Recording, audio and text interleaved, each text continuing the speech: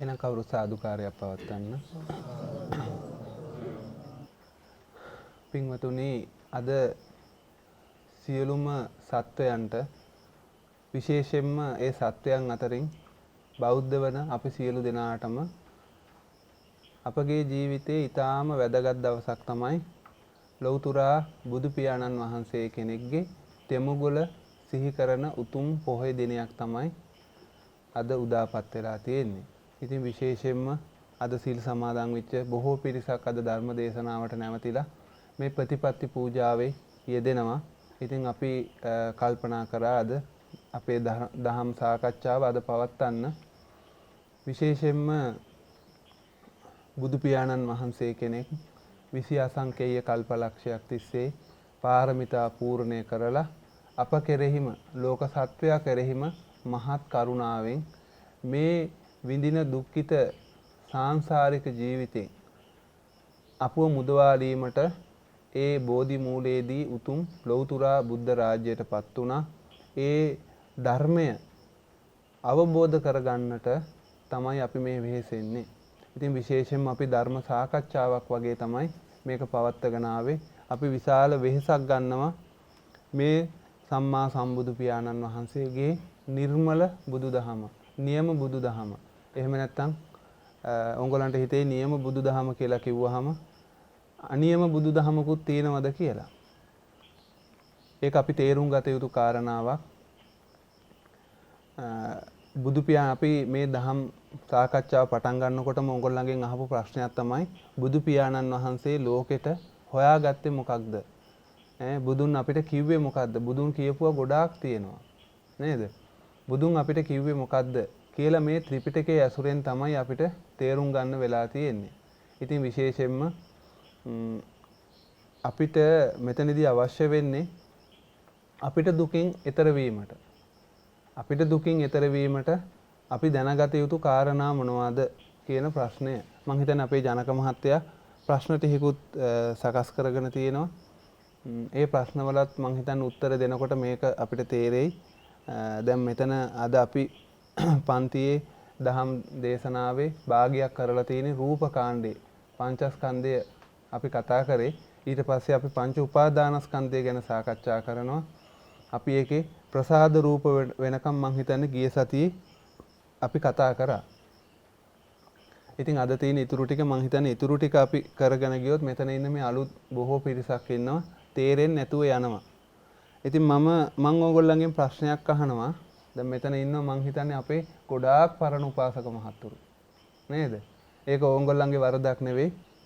ඕගොල්ලෝ ධර්මය කියලා නිවන් යනවා කියලා මං හිතන්නේ ඕගොල්ලෝ අහලා තියෙන වෙන දෙයක්. ඒක නිවනට උපකාරී වෙන්න පුළුවන්. නමුත් ඍජුවම උපකාරී වෙන දෙයක් නැහැ. ඉතින් ඒක නිසා මම ඕගොල්ලන්ගෙන් ප්‍රශ්නයක් අහනවා. මේ පංචස්කන්ධය අපි මේ රූපකාණ්ඩය තමයි දැන් මේ සාකච්ඡා කරන්නේ. දැන් අපි හිතමු මේ භවයේදී සෝවාන් ඵලය ලබා ගන්න තමයි අපි නිතරම සෝවාන් ඵලය ඉලක්ක කරගෙනමයි අපි ධර්ම දේශනාව කරගෙන යන්නේ. මේ සෝවාන් ඵලය ලබා ගන්න මේ රූපකාණ්ඩය ඉගෙන ගත යුතුමද? මම ඕගොල්ලන්ගෙන් ප්‍රශ්නයක් අහන්නේ. අවංකව උත්තර දෙන්න. එහෙම ඉගෙන ගත යුතු නෑ කියලා හිතනවා නම් ඕගොල්ලෝ එහෙම නෑ කියලා කිව්වොත් මං හිතන්නේ අපේ මේක ගොඩක් හොඳ වෙයි කියලා. බය වෙන්න එපා. එතකොට මට පහදලා දෙන්න අපේ පියදාස මහත්තයාගේ කොහොමද අපේ පැරණිම උපාසක මහත්තයා මෙහි. මොකද අදහස? මං හිතන්නේ නම් මහතුරුන්ට එහෙම අදහසක් නැහැ කියලා. මහතුරුන්ට විතරක් නෙමෙයි ලංකාවේ ධර්මය දන්න ධර්මයට නිවන් යන්න මහන්සි වෙන බොහෝ පිරිසකට මේ පිළිබඳව අවබෝධයක් නැහැ. නමුත් මම පැහැදිලිවම අද ඔප්පු කරලා පෙන්නනවා මේක දැනගත යුතුමයි කියලා. අපේ දැන් මහතුරුන්ට එහෙම අදහසක් තිබ්බනම් මං හිතන්නේ ඉස්සර කවුරු හරි කියලා තිබ්බනම් මහතුරු මෙච්චර වයසට යනකම් මං හිතන්නේ ඉන්නේ නෑ. උඹලන්ට තියෙන උනන්දුව තියෙන කැපවීම තියෙන. නමුත් ඔයගොල්ලෝ ඒ දේ හරියට කරේ නැහැ. මොකද ඒක දන්නේ නැති නිසා නේද? කවුරු හරි ඉස්සරම පුංචි කාලේ කියලා දුන්නා නම් මේ වගේ සයිස් කාලේ මේක ඉගෙන ගන්න ඕනේ කියලා ඔයගොල්ලෝ කොහොම හරි ඉගෙන ගන්නවා. පොතක් හරි බලලා. හැබැයි උඹලන්ට එහෙම අදහසක් තිබුණේ මහත්තයාට මොකද්ද හිතෙන්නේ? පියදාස මහත්තයා. නිකන් කටින් කියවපු වචනයක් විතරයි. පංචස්කන්ධය කියලා. ශරීරගත දෙයක් පංචස්කන්ධය විතරයි මම දැනගත්තේ මම ඇවිල්ලා. ඔව්. මම දැනීමක් ආවේ වෙන දැනීමක් කොහොමද අහුන්නේ. පියදාස මහත්තයා මොකද හිතන්නේ? අපිට මේක ඉගෙන ගන්න ඕනේද? ඉගෙන ගන්න ඕනේ. ඉගෙන ගන්න ඕනේ නෑ කියලා එහෙම අදහසක් නැද්ද කාටවත්? පියදාස මහත්තයා මොකද හිතේ? අවංකවම කියන්නේ ඉගෙන ගන්න ඕනේ නෑ කියලා කියනවනම් බොහොම හොඳයි. එතකොට මට ඒක පහදලා දෙන්න පුළුවන්.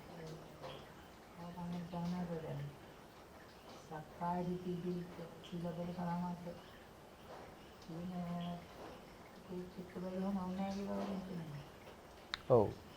මහත්තයාට එහෙම ඕනේ නැහැ කියලා හිතෙනවා. අතීත විසාකාලා එයාලා එකතරේම සෝවාන් මාර්ග ඵලයට වගේ පත් වුණේ පංචස්කන්ධයක් ඉගෙනීම ඉගෙන ගන්න නෙවෙයි කියන මතය මම හිතනවා. වර්තමානයේ අපි යනට ඉගෙන ගන්නවා නේද? ඔව් ඒක බොහෝ දෙනෙකුට තියෙනවා ඉස්සර අපිටත් තිබ්බා. මම උගලන්ට පළවෙනි දේශනා මාලාවල කියලා ඇති ඒ ඔය අදහස තදින්ම පැවිදි වෙච්ච අපිටත් තිබ්බා. නමුත් අපි ඇත්තටම ප්‍රායෝගිකව මහන්සි වුණා භාවනා කරා. මං හිතන්නේ අපි මම ගොඩාක් දේවල් ඉගෙන ගත්තා මෙන්න මේ දරුවන්ගේ 10 වසර පොතේ. ඒ 10 වසර පොතේ පැහැදිලිවම කියලා තියෙනවා විදර්ශනාව කියන්නේ මොකක්ද කියලා. මං හිතන්නේ අපේ සාමින්හන්සේ කෙනෙක්වත් කියන්නේ නැති විස්තරයක් ඒ දරුවන්ට උගන්වනවා. ඒක සම්පූර්ණ සත්‍යයක්. විදර්ශනාව කියන්නේ මොකද්ද? අපි භාවනා කරනවා කියලා කරන්නේ. දැන් අපි විදර්ශනා කරනවා කියලා මොකද්ද කරන්නේ? ඒත් කරන්නේ ආනාපාන සති භාවනාව. මෛත්‍රී භාවනාව, බුද්ධානුස්සති භාවනාවනේ. හරි එහෙනම් අපි සමත භාවනාව කරනවා කියලා මොකද්ද කරන්නේ? ඒත් ඒ ටිකමයි. මොකද්ද විදර්ශනාව කියන්නේ? මං හිතන්නේ මේ ළමෙක්ගෙන් ඇහුවොත් මං අහන්නේ නැහැ දරුවන්ට ඉතින් බය වෙන නිසා.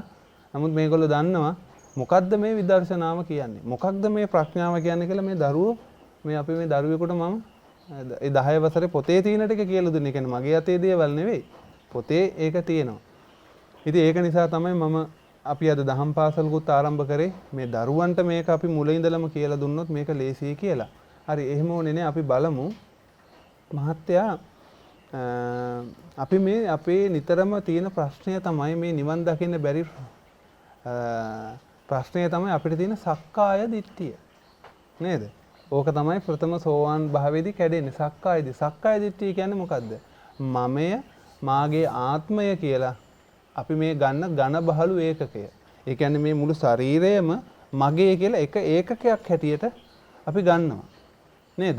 එතකොට මේක බිඳ හෙලන්නේ කොහොමද? මේක බිඳ හෙලන්නේ කොහොමද කියන එක තමයි අපි තේරුම් ගන්න ඕනේ. ඉතින් මහත්තයා මේක බිඳ හෙලන්න අපි මේකේ ඇති සැටියට දැක ගන්න ඕනේ. ඒ කියන්නේ මේක බිඳ හෙලන්න එකම මාර්ගයයි තියෙන්නේ. වෙන කිසිම මාර්ගයක් නැහැ. ඒක පැහැදිලිව බුදු පියාණන් වහන්සේ කියලා තියෙනවා. මාර්ගය මොකද්ද මාර්ගය? නේද? ආර්ය අෂ්ටාංගික මාර්ගය. වෙන මාර්ගයක් නැහැනේ. බය වෙන්න එපා. වෙන මාර්ගයක් නැහැ. එකම මාර්ගයයි. ඒ තමයි මොකද්ද? ආර්ය අෂ්ටාංගික මාර්ගය. ආර්ය අෂ්ටාංගික මාර්ගයේ දැන් අපි ගොඩාක් මං හිතනවා බෞද්ධ පිරිස කතා වෙනවා. ආර්ය අෂ්ටාංගික මාර්ගය පුරුදු කරන්න ඕන. සතර සතිපට්ඨානෙ අපි පුරුදු කරන්න ඕන කියලා අපි නිතරම කතා වෙනවා. ඕගොල්ලෝ ඒක කරනවත් එක්කනේ. මට නම් තේරෙන්නේ නැහැ කොහොමද කරන්න කියලා. වැටහෙනව නේද? දැන් සම්මා දිට්ඨි පළවෙනි මාර්ගාංගය නේද? නේද? සම්මා දිට්ඨිය කියන්නේ මොකක්ද? යහපත් දැකීම කියන්නේ. දැන් අපි දැන් ඔන්න යහපත් ලසින්ද මේක දිහා යහපත් ලෙස දකින්නේ කොහොමද? ඔය කියන්නේ ඇස් දෙකෙන් දැකීමක් නෙවෙයි නුවණින් දැකීම. නුවණින් මොකද දකින්නේ? මොකක්ද ඇත්ත? නෑ දැන් මොකද්ද අපි කඩන සංයෝජනය බලමු. මොකද්ද? මෙතන සත්‍ය පුජ්‍යලයක් නෑ.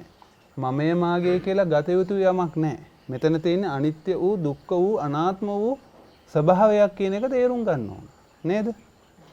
දැන් ඕගොල්ලෝ පාරේ යනකොට මිනිස්සු දකින්න, සත්තු දකින්න. ඕගොල්ලන්ට පේනවද එහෙම? ඕගොල්ලෝ බලන්නකෝ දැන් ඕගොල්ලෝ හිතලම බලන්නකෝ. මම මේක දිහා දකින්න ඕනේ ඇත්ත සැටි. දැන් බල්ලෙක්ව දකින්නකොට ඕගොල්ලෝ නුවණින් බලන්නකෝ. පුළුවන් ද බලන්න? ඔයගොල්ලෝ නුවණින් බලන්න උත්සාහ කරත් ආර්ය අෂ්ටාංගික මාර්ගයේ මම ගමන් කරන්න ඕනේ කියලා ඔයගොල්ලෝ කටයුතු කරත් ඔයගොල්ලන්ට එහෙම බලන්න බෑ. වැටහෙනව නේද? ඒක බලන්න අනිවාර්යයෙන්ම මේ රූප කාණ්ඩය රූප ටික ඒ කියන්නේ පංචස්කන්ධයක් හැටියට මේක දකින්න ඕන. බුදු පියාණන් වහන්සේ සාරිපුත්‍ර මහරහතන් වහන්සේ සත්‍ය විභංගයේදී කිසිම තැනකදී කිව්වේ නෑනේ සත්ත්ව ශරීරයක් දුකයි කියලානේ. නේද? දැන් මගේ නම එහෙම නැත්නම් අපේ පියදාස මහත්තයා දුකයි කියලා කිව්වේ නෑ. කොහොමද දුකයි කියලා කිව්වේ? මොකද්ද දුක? සංකිට්ඨේන පංච උපාදානස්කන්ධා දුක්ඛ සංකිට්ඨේන. මොකක්ද ඒ කිව්වේ? සංකිට්ඨේන හකුලුවා.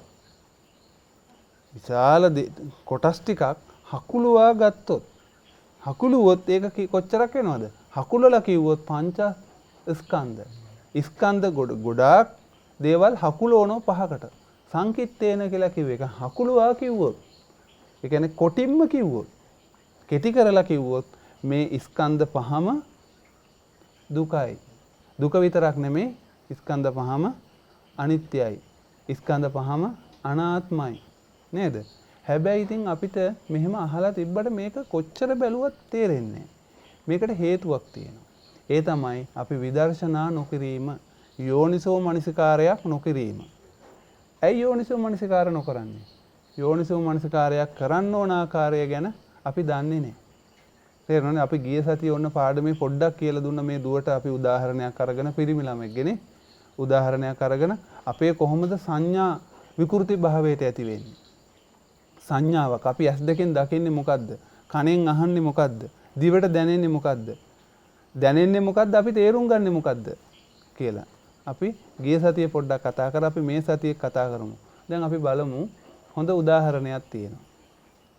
සාරිපුත්‍ර මහරහතන් වහන්සේ චාරිකාවක යනවා. චාරිකාවක යනකොට උන්වහන්සේට ඒ ගමන නිමා කරගන්න බැරි වෙනවා. උන්වහන්සේ ගෙදරක නවතිනවා. තැන් නැහැනේ. ඒක නිසා ඉන්න තැනක ගෙදරක නවතිනවා. මං හිතන්නේ ගහක් විවේක තැනක් නොතිබෙන්නේ නැති. ඉතින් ඒ ගෙදර නැවතුනාට පස්සේ ඒ ගෙදර ඉන්නේ තනි කාන්තාවක්. තනි කාන්තාවක්. ඉතින් ඒ සාරිපුත්‍ර මහරහතන් වහන්සේ කියන්නේ කුමාරයෙක් නේද? ලස්සන කුමාරයෙක්, තරුණ කෙනෙක්. ඉතින් ඒ කාන්තාවට මේ සාරිපුත්‍ර මහරහතන් වහන්සේ කෙරෙහි රාග සිතක් ඇති වෙනවා. ඉතින් අද වගේ අපේ හාමුදුරුවනේ කියලා පිළිගන්න වාතාවරණයක් නෙමෙයි. මොකද ඒ කාන්තාවත් මේ හාමුදුරුව කෙනෙක් කියලා දන්නේ නැහැ නේද? ඉස්සර ඒ වගේ පිරිස ඕනි තරම් ඉන්නවා. එක එක ඇඳුම් ඇඳගත්තු පිරිස අද වගේ එක විදිහක ඇඳුම් අඳින ස්වභාවයක් නෙමෙයි. ඉතින් ඒ කාන්තාවට රාගය ඉපදුනා. hina වුණා. ඉතින් එහෙම ප්‍රතිචාරයක් නැහැ. නමුත් එදා රාත්‍රියේදී සාරිපුත්‍ර ස්වාමීන් වහන්සේ ඉන්න කාමරයට ඇවිල්ලා ඔයගොල්ලෝ අහලා තියෙන නේද කතාව? ඇවිල්ලා ඒ කාන්තාව නර්තනයක් ඉදිරිපත් කරා. නර්තනයේ අවසානයේ මං හිතන්නේ ඇඟේ ඇඳුම්වත් තිබුණේ නැහැ. ඉතින් ඒ වෙලාවේ සාරිපුත්‍ර මහරහතන් වහන්සේ මොනවා කරන්නේ නැද්ද? මාතුම් මහත්තයා.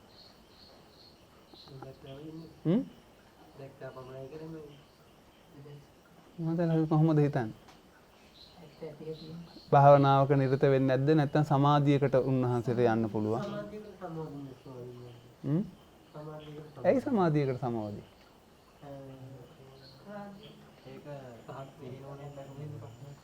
මං අහන්නේ ඇයි සමාධියකට සමවදින්න ඕනේ? අන්න දැන් සමාධියකට සමවදින්න ඕනේ මොකද්ද? එතන කාන්තාවක් නැටුව. ඇත්තට මෙතන කාන්තාවක් දෙන්නේ. මොකද්ද දෙන්නේ? ඕ උන්වහන්සේට ඕක ප්‍රශ්නයක් නෑ. උන්වහන්සේට ඕක ගහක් දැක්කත් එකයි. උන්වහන්සේට ඕක දැක්කත් එකයි. ඒක නිසා උන්වහන්සේ බොහෝම සිහිනුවණින් යෝනිසෝ මනසිකාරයෙන් යුතුව උන්වහන්සේ හොඳට බලාගෙන හිටියා. කොටින්ම කියනවා නම් මං හිතන්නේ අටුවාවේ සඳහන් වෙනවා ඇස්පිල්ලන්වත් යහුවේ නෑ කියලා. තේරුණා නේද? කිසිම ඉරියව්වක වෙනසක් නෑ. ඒ කාන්තාවට වෙහෙසටපත් වුණා. ඒ කාන්තාවම තේරුම් ගත්තා මෙයා නම් එසේ මෙසේ පුරුෂයෙක් නෙමෙයි. කිසිම කම්පාවකට දැන් කාන්තාවකට තේරෙනවා පුරුෂයා රාගයට වැටෙනවද කියලා නේ. නමුත් ඒ කාන්තාවට තේරුණා මෙයා නම් හෙල්ලෙන්නේ නැති කෙනෙක්. මෙච්චර බලන් ඉඳලා අහක බලාගෙන හිටියා නම් කාන්තාවට හිතා ගන්න තිබ්බනේ.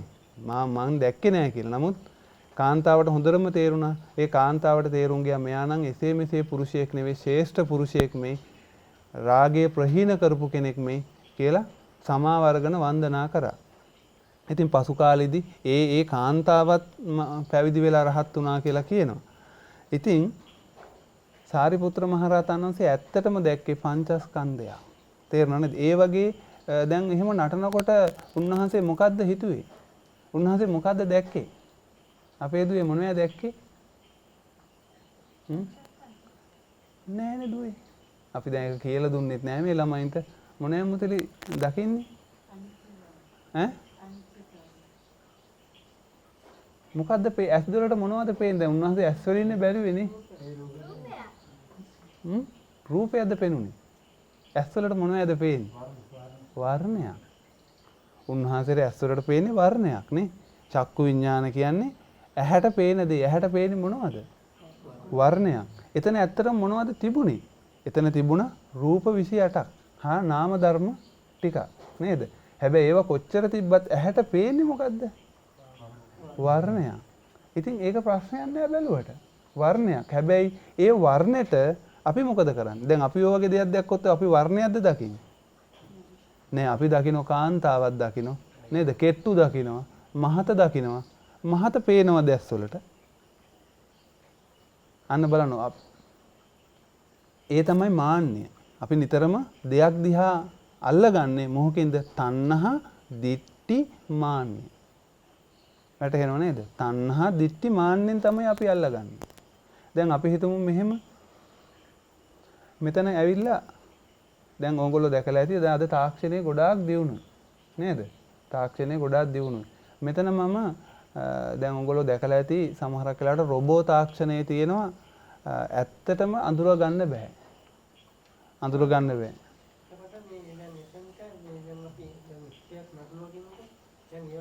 අපි එතෙන් දෙනවා අපි විසින් දීලා නේද ස්වාමීනි ඒ රූපයක් කරා ගන්නවා නේද?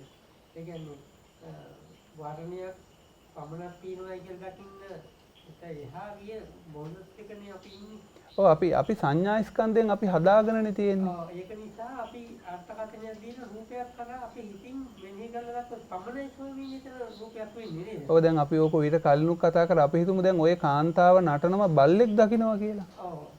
බල්ලටත් එහෙම රාගය උපදිනවද? එහෙනම් මොකද්ද ප්‍රශ්නේ මෙතන? බල්ලටත් එහෙම වෙන්න ඕනේ. නේද? පුංචි ළමෙක් දකින්නවා.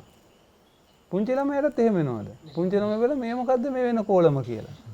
ඒ ළමයාට ඒක තේරෙන්නේ නැහැ. එහෙමනම් අපිට විතරක් මේ මොකද්ද වෙනස? එහෙනම් සාරිපුත්‍ර මහරහතන් වහන්සේ ඒ වෙලේ මොකද්ද හිතන්නේ නැත්තේ?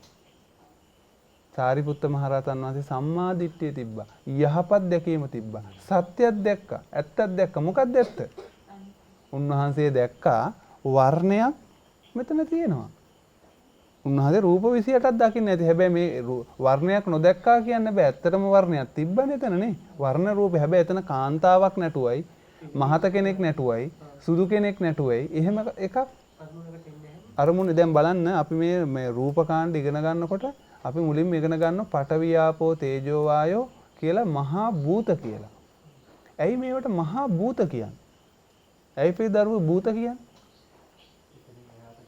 භූත කියලා කියන භූතයා. භූතයා කියලා කියනවා ඉස්සර ඉන්දියාවේ හිටිය මැජික් කාරයෝ. සිද්ධ විද්‍යාධරයෝ කියලා කියන්නේ. ඒගොල්ලෝ මොකද කරන්නේ? නැති දෙයක් ඇති සැටියට පෙන්වනවා. නැති දෙයක් ඇති කරලා පෙන්වනවා. තේරුණා නේද? ඒ වගේම අනෝතප්ත විල ආදී විල්වල හිටියා යක්ෂයෝ. මේ යක්ෂයෝ මොකද කරන්නේ? බැරි වෙලා හරි වැද්දෝ හරි කවුරු හරි මේ අනෝතප්ත විලට කිට්ටු වෙනකොට ඒගොල්ලෝ එන්න දෙන්නේ නැහැ එතනට. ඒගොල්ලෝ මොකද කරන්නේ? ලස්සන කාන්තා විලාස මවාගෙන මේ තැන් වලට යනවා. මේ ඒ මිනිසු ගාවට යනවා. ඒ මිනිසු ගාවට ගිහිල්ලා මොකද කරන්නේ? ඒගොල්ලන්ව ග්‍රහණයට හසු කරගෙන ඒගොල්ලන්ව මරණයට පත් කරලා දානවා. හැබැයි කවුද එතන හිටියේ? කාන්තාවක්ද යක්ෂයෙක්ද? යක්ෂයෙක්.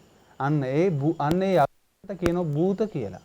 භූත කියලා කියන්නේ නැති දෙයක් පෙන්නනවා කියන එකයි. දැන් ඒ වගේ අපි ඉගෙන ගත්තා මෙන්න මේකේ මොකද්ද තියෙන්නේ? පඨවි ආපෝ තේජෝ වායෝ කියන මහා භූත හතරෙන් හැදිලා තියෙන්නේ නේද? නමුත් පඨවි අපිට පේනවද ඇහැට? පඨවි පේන්නේ නැහැ. පඨවි පේන්නේ. ආපෝ පේනවද? ආපෝ පේන්නේත් නැහැ. තේජෝ පේනවද? තේජෝ පේන්නේත් නැහැ. වායෝ පේනවද? එහෙනම් මේක පේනවනේ නිල් පාටට. ඔක්කොම එකට එකතු වුණාට පස්සේ අන්න බලන්න නැති දෙයක් පෙන්නනවා. දැන් ඔය පාට කොහෙද තිබ්බේ? දැන් මෙතන ඇත්තටම තියෙන්නේ ඒකනේ උපාදාය රූප කියන්නේ. මෙතන ඇත්තටම තියෙන්නේ පඨවි ආපෝ තේජෝ වායෝ. තේරුණා නේද? හැබැයි ඒකට එකතු වෙනවා වර්ණ ගන්ධ රස ඕජා. අන්න බලන්න. පඨවියේ පාට නැහැ. තේජෝ වල පාට නැහැ. වායෝ වල පාට නැහැ. හැබැයි ඒ හතරෙන් තමයි මේක හැදිලා තින්නේ. අන්න නැති දෙයක් පේනවා. නේද? දැන් බලන්න අපිට දැන් බිත්ති අල්ලනවා. දැන් බිත්ති අල්ලනකොට මට දැනෙනවා මේ වෙලාවේ සීතලක්. තේරුණා නේද? මට දැනෙනවා මේකේ රළු බවකුත් දැනෙනවා. සමහරක් තැන්වල සිනිඳු බවකුත් දැනෙනවා. වැටහෙනව නේද? ඇත්තටම මට ඒ දැනෙන්නේ මෙතන සීතල බව දැනෙන්නේ මට තේජෝ ධාතුව. මෙතන මට සිනිඳු බවක් රළු බවක් දැනෙන්නේ පඨවි ධාතුව. හරිද? දැන් මම අපේ මෙන්න මේ දුවව නෙවෙයි. මහතුන් මහත්තයව මං අල්ලනවා. මට මොකක්ද දැනෙයිද?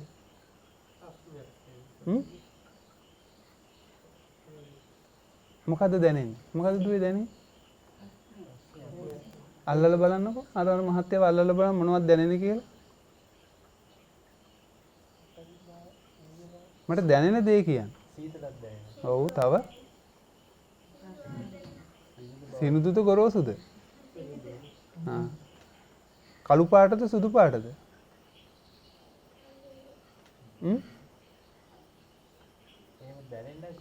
පාටක් දැනෙන්නේ නැහැ.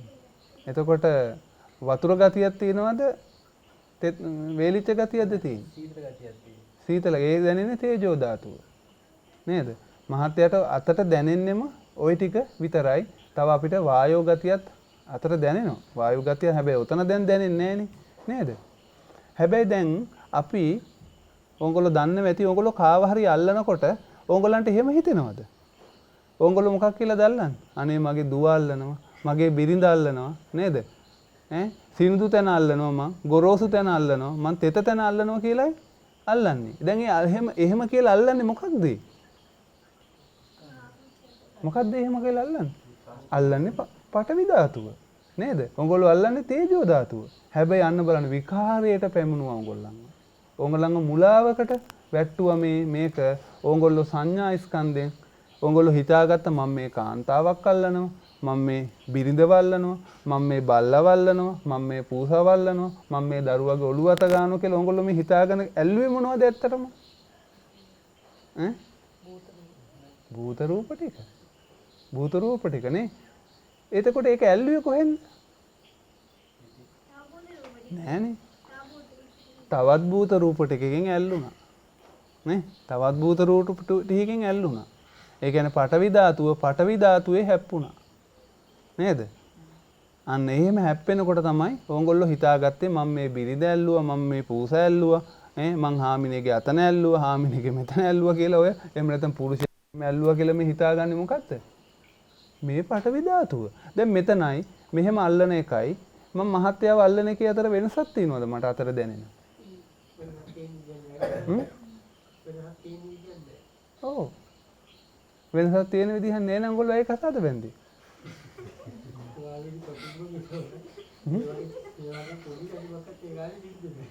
අන්න හරි. ඇයි කසාද බැන්දේ? කසාද බඳින්න ඕනේ. මොකද අපි මේක එකක් විදිහට නේද? නැති දෙයක් අපි හදලා අපි බලා ගත්තා. ඒ කියන්නේ අපි නිතරම වැරදි විදිහට තමයි දැක්කේ. නේද? අපි වැරදි විදිහට තමයි ඇල්ලුවේ. අපි හිතාගෙන ඇල්ලුවේ හරි විදිහට. හැබැයි අපි හිතාගත්තේ වෙන විදිහකට. අන්න ඕකට තමයි මේ දැක්ම කියලා කියන්නේ. මේ ඇහෙන් දකින එක විතරක් නෙවෙයි. අපි මේක ඇත්ත ඇති සැටියෙන් දකිනවා කියන්නේ ඕක අපි අල්ලනකොට, අපි දකිනකොට, අපිට දිවට දැනෙනකොට නේද? දැන් ඕගොල්ලෝ මොන හරි කනකොට ඕගොල්ලෝ කන්නේ මොනවද? ඕගොල්ලෝ බෝංචි කයි, ඕගොල්ලෝ බත් කයි, ඕගොල්ලෝ මස් කයි නේද? හැබැයි ඇත්තටම මේවද කන්නේ? දැනෙන්නේ මොකද්ද දිවට? දිවට දැනෙන්නේ රසයක්. දැන් මේ පුංචි දරුවට අලුත් කෑමක් අපි දැම්මොත් මේ දුව දන්නේ මොකද්ද කියලා. ඒ දුව ඊට පස්සේ කෙලින්ම අහන්නේ මොකද්ද? මොකද්ද ඒකේ නම? අන්න සංඥාව හදාගන්නු නැති දෙයක් උපද්දව ගන්න. ඒක නිසා තමයි මෙන්න මේ මහා භූතවලට කියන්නේ භූත රූප කියලා. නැති දෙයක් පෙන්නනවා. ඉතින් ඒක අපි ඇති හැටියට අපි දකින්න ඕන. ඇති හැටියට දකින්න ඕන. එතකොට අපි එතනින් එහාටත් ගියාට පස්සේ අපි දකිනවා ඇත්තටම ඒක වෙනස් වෙන විදිහ. ඒක නැති වෙන විදිහ. නැති දෙයක් අපිට පේන්නේ කියලා අපිට තේරෙනවා. දැන් ඒ වගේම සූත්‍ර පිටකයේ ඔයගොල්ලෝ කියවනකොට දැන් බොහෝ දෙනෙක් හිතනවා සමහරක් වෙලාවට අභිධර්මයක් ඕනේ නැහැ. සූත්‍ර පිටකයේ කියවනකොට අපිට හසු වෙනෝ නිතරම බුදු පියාණන් වහන්සේ කියන ධාතු මනසිකාරය කරන්න. ඔයගලන්ට හම්බෙලා ඇති සටිපට්ඨානෙ කියවනකොට බලන්න ධාතු මනසිකාරය කරනකොට එතනදී බුදු පියාණන් වහන්සේ කියනවා ළඟ රූප, දුර රූප, අජ්ජත්තික රූප, බාහිර රූප නේද? සුකුම රූප, ඕලාරික රූප. මෙහෙම කියලා කියනු නේද? ඔය මොනවද කියන්නේ? අන්න ඒ විදිහට දකින්න කියනවා. ඇත්ත දකින්න කියනවා. අන්න ඒ ඇත්ත දකින්න එකට තමයි කියන්නේ සම්මා දිට්ඨිය කියලා. තේරුණා නේද? එතකොට සාරිපුත්‍ර මහරහතන් වහන්සේ කාන්තාවක්ව දැක්කේ නැහැ. කාන්තාවක් කොහෙද හිටියේ? අපි හදාගත්තු දෙයක්. අපි සකස් කරගත්තු දෙයක්. ඒ කාන්තාව කියන්නේ ඇත්තට මෙතන කාන්තාවක් හිටියේ නැහැ. කාන්තාවක් පේන්නෙත් නැහැ. ඒ පේන්නේ නැති නිසා සාරිපුත්‍ර මහරහතන් වහන්සේ මේ දත කාගෙන හිටියේ නෑ නේද? දත්මිති කාගෙන හිටියේ නෑ. හැබැයි බුදු පියාණන් වහන්සේ කියන දත්මිති කාගෙන ඕක මෙනෙහි කරලා බලන්න. රාගය එනකොට ආපහු දත්මිති කාගෙන හරි අඬ හරි ඇත්ත දකින්න උත්සාහ කරන්න කියලා බුදු පියාණන් වහන්සේ කියන. හැබැයි සාරිපුත්‍ර මහරහතන් වහන්සේට එච්චර වෙහෙසක් තිබුණේ නෑ. අපිට බොරුවක් දකින්නයි අමාරු. නේද? බොරුවක් දකින්නයි අමාරු. දැන් අපි හිතමු සිරියදාස මහත්තයා ඉන්න මෙතන. මහත්තයාගේ ඇස් දෙක වහනවා. තේරුණා නේද? මහත්තයාට බිරිඳවත් මෙතනට ගේනවා. මහත්තයාට අල්ලලා හොයන්න පුළුවන්ද බිරිඳව? අල්ලලා හොයන්න බෑ. පුළුවන්ද බැයිද? බෑ. ඉඹලා බලලා. දිව ගාලා බලලා. කටහඬේ. පුළුවන්ද ඇත්තටම? කටහඬ වෙනස් කරලා අනිත් කට්ටියත් ඒ විදිහට කතා කරමු. දැන් බලන්න සමහරක් ඒගොල්ලෝ නන්දාමාලිනියගේ සින්දු වලට කැමතියි. නන්දාමාලිනිය වගේම සින්දු කියන පිරිමි කෙනෙක් අහලා තියෙනවද? ඈ හොයන්න බෑ. හොයන්නම බෑ. දැන් අර එතන දැන් නන්දාමාලිනී කියන සින්දුව ගායකයෙක්ගේ මුලක්ම කියන්නේ ගායක දෙන්න කවුද කියලා දන්නේ නැතුව පාර කොල්ලෙක් කිව්වොත් අනිවාර්යයෙන්ම නන්දාමාලිනී කරා තමයි හිතෙන්නේ නේ. ඔව්. නන්දාමාලිනියව තමයි හිතේ මැවෙන්නේ. පස්සේ දන්නේ දැන් මමත් ඒ සින්දුවේ හුවා හරි ලස්සනයි නන්දාමාලිනියටත් වැඩිය. ටිකක් තරුණ කටහඬක් ඇහෙන්නේ. පස්සේ තමයි දන්නේ මේ කියන්නේ කොල්ලෙක් කියලා. අන්න ඒ වුණාට මැවෙන්නේ කාවදද? නන්දාමාලිනියව. අන්න ඒ වගේ තමයි මහත්තයා. දැන් මහත්තයාට අපි හිතමු දැන් මේ කාන්තාව ටිකක් අල්ලලානේ බිරිඳ හොයාගන්න බැරි වුණේ. මහත්තයාට පටවි ධාතුවක් අල්ලලා පුළුවන්ද? ඒත් බෑනේ. දැන් අපි හිතමු අපි රොබෝ අලුත් තාක්ෂණයෙන් හදනවා බිරිඳ වගේම කෙනෙක්. නේ? බිරිඳ වගේම කෙනෙක් හදනවා. අපි රැවටෙන්නේ නැද්ද ඇත්තටම මේ කාන්තාවක් කියලා? රැවටෙනවා. නේද? ඉතින් අපි ඇත්තටම එතන ඇත්ත දැක්කනම් අපි රැවටෙන්නේ නැහැ. ඇත්ත දැක්කනම් අපි රැවටෙන්නේ. අන්න ඒක නිසා මහත්තයා දැන් අපි බලමු අර මම මුලින්ම කතා කරේ සුකුම රූප. දැන් මොනවද මේ අජ්ජත්තික රූප, බාහිර රූප මොනවද? මං හිතන්නේ අද සමාජයේ ගොඩාක් වැරදි පැත්තට මේක ගිහිලා තියෙනවා. මේ අජ්ජත්තික කියන්නේ මොනවද? බාහිර කියන්නේ මොනවද? මේ වගේ ලොකු කතා බහක් යනවා. ඒක වෙලා තියෙන්නේ මේ රූප කාණ්ඩය ගැන, රූපස්කන්ධය ගැන හරි හැටි නොදන්නාකම. ඇයි බුදු පියාණන් වහන්සේ සතර සතිපට්ඨානයක් දැම්මේ? සතර සතිපට්ඨානේ කායානුපස්සනාව කියන්නේ මොකද්ද? ඔයගොල්ලෝ කියනවා කය අනුව බැලීම කියලා. නේද? කය අනුව කියලා ඔයගොල්ලෝ මොනවද බලන්නේ? නෑ ඔයගොල්ලෝ දැන් ඔය ගොඩාක් කට්ටිය භාවනා කරනවා. ඔයගොල්ලෝ බලන්නේ මේ කයමයි ආපහු බලන්නේ. ආපහු බලන්නේ ස්ත්‍රියක්මයි. ආපහු බලන්නේ පුරුෂයෙක්මයි. තේරුණා නේද? ඒක විදිහෙන් බලන. එයාගේ අස කන නාසයෙන් හැදිලා තියෙනවා කියලා ඔයගොල්ලෝ ආපහු අර ටිකමයි දකින්නේ. ඒත් මේ ඇත්ත සම්මාදිට්ඨියට හේතු වෙන්න දකින්නේ නැහැ. මෙන්න මේක පුරුදු කරපු කෙනෙක්, ඇත්ත පුරුදු කරපු කෙනෙකුට කවදාක්වත් මේ ලෝකේ මේ සම්මාදිට්ඨියක් තියෙන කෙනෙකුට කාන්තාවක්, පිරිමියෙක්, බල්ලෙක්, පූසෙක් හම්බෙන්නේ නැහැ. ඇයි හම්බෙන්නේ නැත්තේ? එහෙම ඒගොල්ලෝ නැහැ. හැමතැනම පටවි ධාතුවක් හම්බෙයි. නේද? හැමතැනම වර්ණයක් හම්බෙයි. අන්න ඒක නිසා තමයි මේ සම්මා දිට්ඨියටපත් වෙනවා කියලා කියන්නේ අපි ඇත්ත දකිනවා කියන එකයි. යහපත් ලෙස දකිනවා කියන එකයි. එහෙනම් අපි මෙතෙක් කාලයකට දකින්නේ මොන ලෙසද? අයහපත් ලෙස. ඉතින් ඇත්තනේ. දැන් මන්ට මෙතන බිත්තිය අල්ලුවාම සීතල දැනෙනවා නම් මේ මහත්තයාට මෙයාව දැනිලා සීතල දැනුණා නම් මට මේ දැනුනේ බිත්තිය නම් මහත්තයාට ওই සීතල අපේ අර මහත්තයාගේ නමනේ නේද? ඒක වැරද්දක් තියෙනවානේ. අපි දෙන්නටම සීතල දැනුණානේ. අපි දෙන්නටම මෘදු දැනුණා නේද? හැබැයි මම කියනවා මට දැනුනේ බිත්තිය කියලා. මේ මහත්තයා කියන මේ මහත්තයාට දැනුනේ මොකද්ද?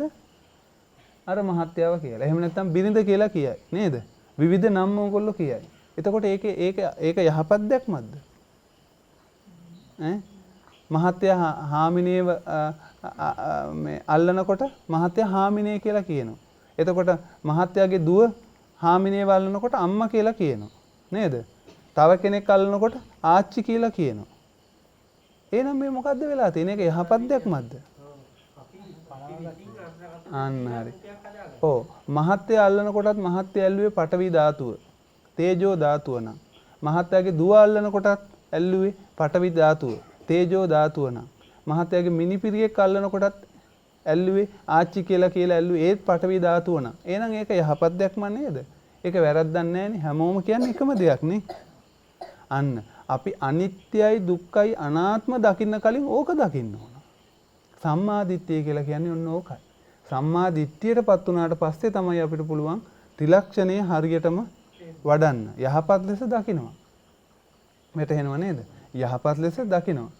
එතකොට රහතන් වහන්සේ කෙනෙක් කවදාක්වත් එතන කාන්තාවක්වත් මොකද රහතන් වහන්සේට මේ බිරිඳක් කවුරු හරි ගෑනු කෙනෙක් මේ ඇඳුන් නැතුව හිටියා කියලා රහතන් වහන්සේ කලබල වෙනවද? ටක් ගාලා බය වෙලා සමාපත්තියකට සමවදිනවද? බිම්බලා ගන්නවද? නෑ. දැන් අපි ඉන්ද්‍රිය සංවරය කියලා අපි කතා කරනවා. ඉන්ද්‍රිය සංවරය කියලා කියන්නේ අපි දැන් ඒක කරන්න ඕනේ මං කියන්නේ ඒක කරන්න ඕනේ නෑ කියලා නෙමෙයි. අපි බිම්බලාගෙන යනවා. ඉන්ද්‍රිය සංවරය කියන්නේ ඒකද? නෑ. බුදු පියාණන් වහන්සේ ඊටාම පැහැදිලිව භාග්‍ය දාරු චීරියට දේශනා කරනවා දැක්කනම් දැක්ක තමයි ඉතින්. මොකද්ද දැක්කේ? වර්ණයක්. ඇසුවනම් ශබ්දයක්. දිවට දැනුණා නම් රසයක්. නහයට දැනුණා නම් ගඳක්. අන්න ඒක විතරයි. ආයේ වෙන දෙයක් එතන තියෙනවද? වෙන දෙයක් එතන නැහැ. ඉතින් ඒක අවබෝධ වෙච්ච කෙනෙක් කවදාවත් කසාද බඳි ඒ වෙන දේවල් වලට යයි විකෘති දෙයක් ලෝකේ සිද්ධ වෙයි කියලා කෙරෙන්නේ නැති දෙයක්. මොකද ඊට පස්සේ ඒක තවත් එහාට ගිහිලා තවත් දිට්ඨිය වැඩි වුණකොට අන්න එයාට තේරෙනවා ඒ ස්වභාවය බොහොම කෙටි කාලයක අවශ්‍ය තියෙන දෙයක් කියලා. ඒ වගේම එයා දකින්න දේ රූප ඒකේ ඇති තේරුමක් නෑ. ඒක මායාවක්. ඒක දැන් බුදු පියාණන් වහන්සේ නිතරම අහනවනේ චක්කු විඥාණය නිට්ටයද අනිත්‍යද කියලා බුදු පියාණන් වහන්සේ අහනව නේද? එතකොට භික්ෂුන් වහන්සේලා කියනවා අනිත්‍යයි බන්තේ අනිච්චම් බන්තේ. එහෙම භික්ෂුන් වහන්සේලා අනිත්‍යයි කියලා කියන්නේ මේ නිකන් පාඩම් කරලා නෙමෙයි. අනිත්‍ය බව හොඳටම දැකලා මොකකින්ද? නුවණින් සම්මා දිට්ඨිය. හැබැයි මතක තියාගන්න ඒ නුවණ පෑදෙන්න යෝනිසෝ මනසිකාරයක් තියෙන්න ඕන. මට තේරෙන හැටියට ක්‍රම දෙකකට මේක අවබෝධ වෙනවා. එකක් තමයි උප්පත්තියෙන් ආපු යෝනිසෝ මනසිකාරය. උප්පත්තියෙන් ආපු නුවණ. ඒගොල්ලන්ට මේක කෙටියෙන් කියලා දෙනකොට ටක් ගාලා වැටහෙනවා. නුවණින්ම පේන්න ගන්නවා. හැබැයි සමහරක් ඒගොල්ලන්ට එහෙම වැටහෙන්නේ නැහැ. ඒගොල්ලෝ මේක යෝනිසෝ මනසිකාරයක් හැටියට පුරුදු කරන්න ඕනේ. තේරුණා නේද? දැන් මහත්තයා අපේ මහතුන් මහත්තයා පුංචි කාලේ අම්මව ඇල්ලුවනේ. අම්මව අල්ලලා අම්මගෙන් කිරි බිව්වනේ. මහත්තයා දන්නවද? දැන් කිරි බොන්න කිව්වා. ලැජ්ජා හිතෙනවනේ. ඇයි ඒ වෙනස? මොකද්ද මේ ප්‍රශ්නේ? ඉස්සර කිරි බිව්වේ ලැජ්ජාවක් කිසි දෙයක් නෑ. ඉස්සර කිරි බිව්වේ මොකද්ද? ඉස්සර මහත්තයාට අන්න බලන්න මහත්තයාගේ සංඥා ස්කන්ධය නොමග ගිහිලා තිබුණේ නෑ. මහත්තයා රසයට බිව්වේ නේ. නේද? මහත්තයා රසයට බිව්වේ. මහත්තයා දන්නවද අම්මා කියලායි? කිරි බොන්නේ කොහෙන්ද කියලා දැනගත්තද? ඒත් නෑ. ඒත් දැනගත්තේ නෑ. මහත්තයා අන්න බලන්න අපි පුංචි කාලේ අපේ සංඥා ස්කන්ධය නොවැඩිලා තිනකොට අපි ඇත්ත පරමාර්ථයේ අපි ඉන්නවා. නේද? පරමාර්ථයේ ඉන්නවා. අන්න බලන්න මහත්තයා ඒ තියෙන වෙනස. එතකොට අපි ලොකු වෙනකොට මොකද වෙන්නේ? සංඥා ස්කන්ධය වෙනස් වෙනවා. ඊට පස්සේ මහත්යට මේක පුරුදු කරේ නැද්ද? මේ ඉන්නේ අම්මා, මේ ඉන්නේ අම්මා. එහෙම කියලා පුරුදු කරේ නැද්ද? ඊට පස්සේ නම් ටික කියලා දුන්නේ නැද්ද? මේ තියෙන්නේ කන, මේ තියෙන්නේ මෙහෙම කියලා ඉන්ද්‍රියන් ටික කියලා දුන්නේ නැද්ද? තව තව ලොකු වෙනකොට තව තව දේවල් කියලා දෙන්නකොට අපි අන්න ඒවට බැඳෙන්න ගත්තානේ. අපි නැති දෙයක් හදාගත්තා. අන්න දැන් මොකද වෙලා තියෙන්නේ? දැන් අපිට ඇත්ත හිතට පුරුදු කරලා දෙන්න වෙනවා. නේද? එතකොට අපි කාන්තාවක් දකිනකොට අපිට රූපයක් දකිනකොට ඒ වගේම අපිට කර්කශ බව ඇති වෙනකොට අපි මොකද කරන්න ඕනේ? අපි කොහොම කරත් අපිට පේන්නේ එකක්මයි. මොකද අපිට වැරදි සංඥාවක් පුරුදු කරලා දීලා තියෙන්නේ. නේද? දැන් අපි යෝනිසෝ මනසිකාර කරනවා කියලා මොකද්ද කරන්න ඕනේ? අන්න හරි මේක අපි ඇත්ත දැකපු එක පිළිගන්න. මේ දකින්නේ වර්ණයක්. ඒක අපි විමර්ශනය කරලා බලන්න ඕන. විශ්ලේෂණය කරලා බලන්න ඕන. හිතින් නුවණ මෙහෙवला බලන්න ඕන. දැන් ඕගොල්ලෝ ඇත්තටම අපිට මේක ඔප්පු කරලා ඕනනම් කියත හැකි. මේ දරුවෙකුට කිව්වනම් මේ බලන්න මේ කෙනෙක් දිහා. මේ නේද? ඊට පස්සේ මේ දුව මේ කට්ටියම වෙනස් කරලා බලන්න. දුවට පෙනෙයි මේ හැමෝගෙම. දැන් දුවට රාගය උපදින්නේ පිරිමි ළමෙක් දැක්කොත්ද ගෑනු ළමෙක් දැක්කොත්ද? පිරිමි ළමෙක් දැක්කොත්. දැන් මුතුලි දැක්කට එහෙම ඇති වෙන්නේ නැත්තේ ඇයි? මොකද්ද ඕකේ වෙනස? මොකද්ද වෙනස? වෙන කොණ්ඩයක්ද තියෙන්නේ? අපි එහෙම බැලුවා වෙන කොණ්ඩයක්ද තියෙන්නේ? ওই දුවට වැඩිය නැති කෑල්ලක් තියනවද කොහෙවත්? නේ? එහෙත් තියෙන්නේ මස්. මෙහෙත් තියෙන්නේ මස්. එහෙම ගත්තත් අපි. එහෙත් තියෙන්නේ ඇස්. මෙහෙත් තියෙන්නේ ඇස්. නේද? එතන ඇල්ලුවත් හැවෙන්නේ මොනවද? සීතල රස්නේ දැනේ. නේද? ඔව්. හැබැයි අපි මෙහෙම අපි කොහොම කරත් එහෙම දැක්කොත් ඒත් බෑ. මස් කියලා දැක්කොත් ඒත් හරි. අපි ඒකට ආසාවක් ඇති. හැබැයි එතන මසුත් නෑ. ඒකයි මං කිව්වේ දැන් මේ බිත්තියෙත් අපිට ඕක දැනෙනවා. බිත්තියෙත් පාට පේනවා. බිත්තියෙත් අපිට ගඳ සුවඳ එනවා. වෙන දෙයකත් ඕක එනවා. භූත රූපය ඕන තරම් වෙනස් වෙලා විවිධ වූ හැඩතල එයාට ගන්න පුළුවන්. නැති දෙයක් එයාට ඇත්තටම දැන් බලුවහම වර්ණයක් තියෙනවද? අන්න වර්ණයක් නැහැ එතන.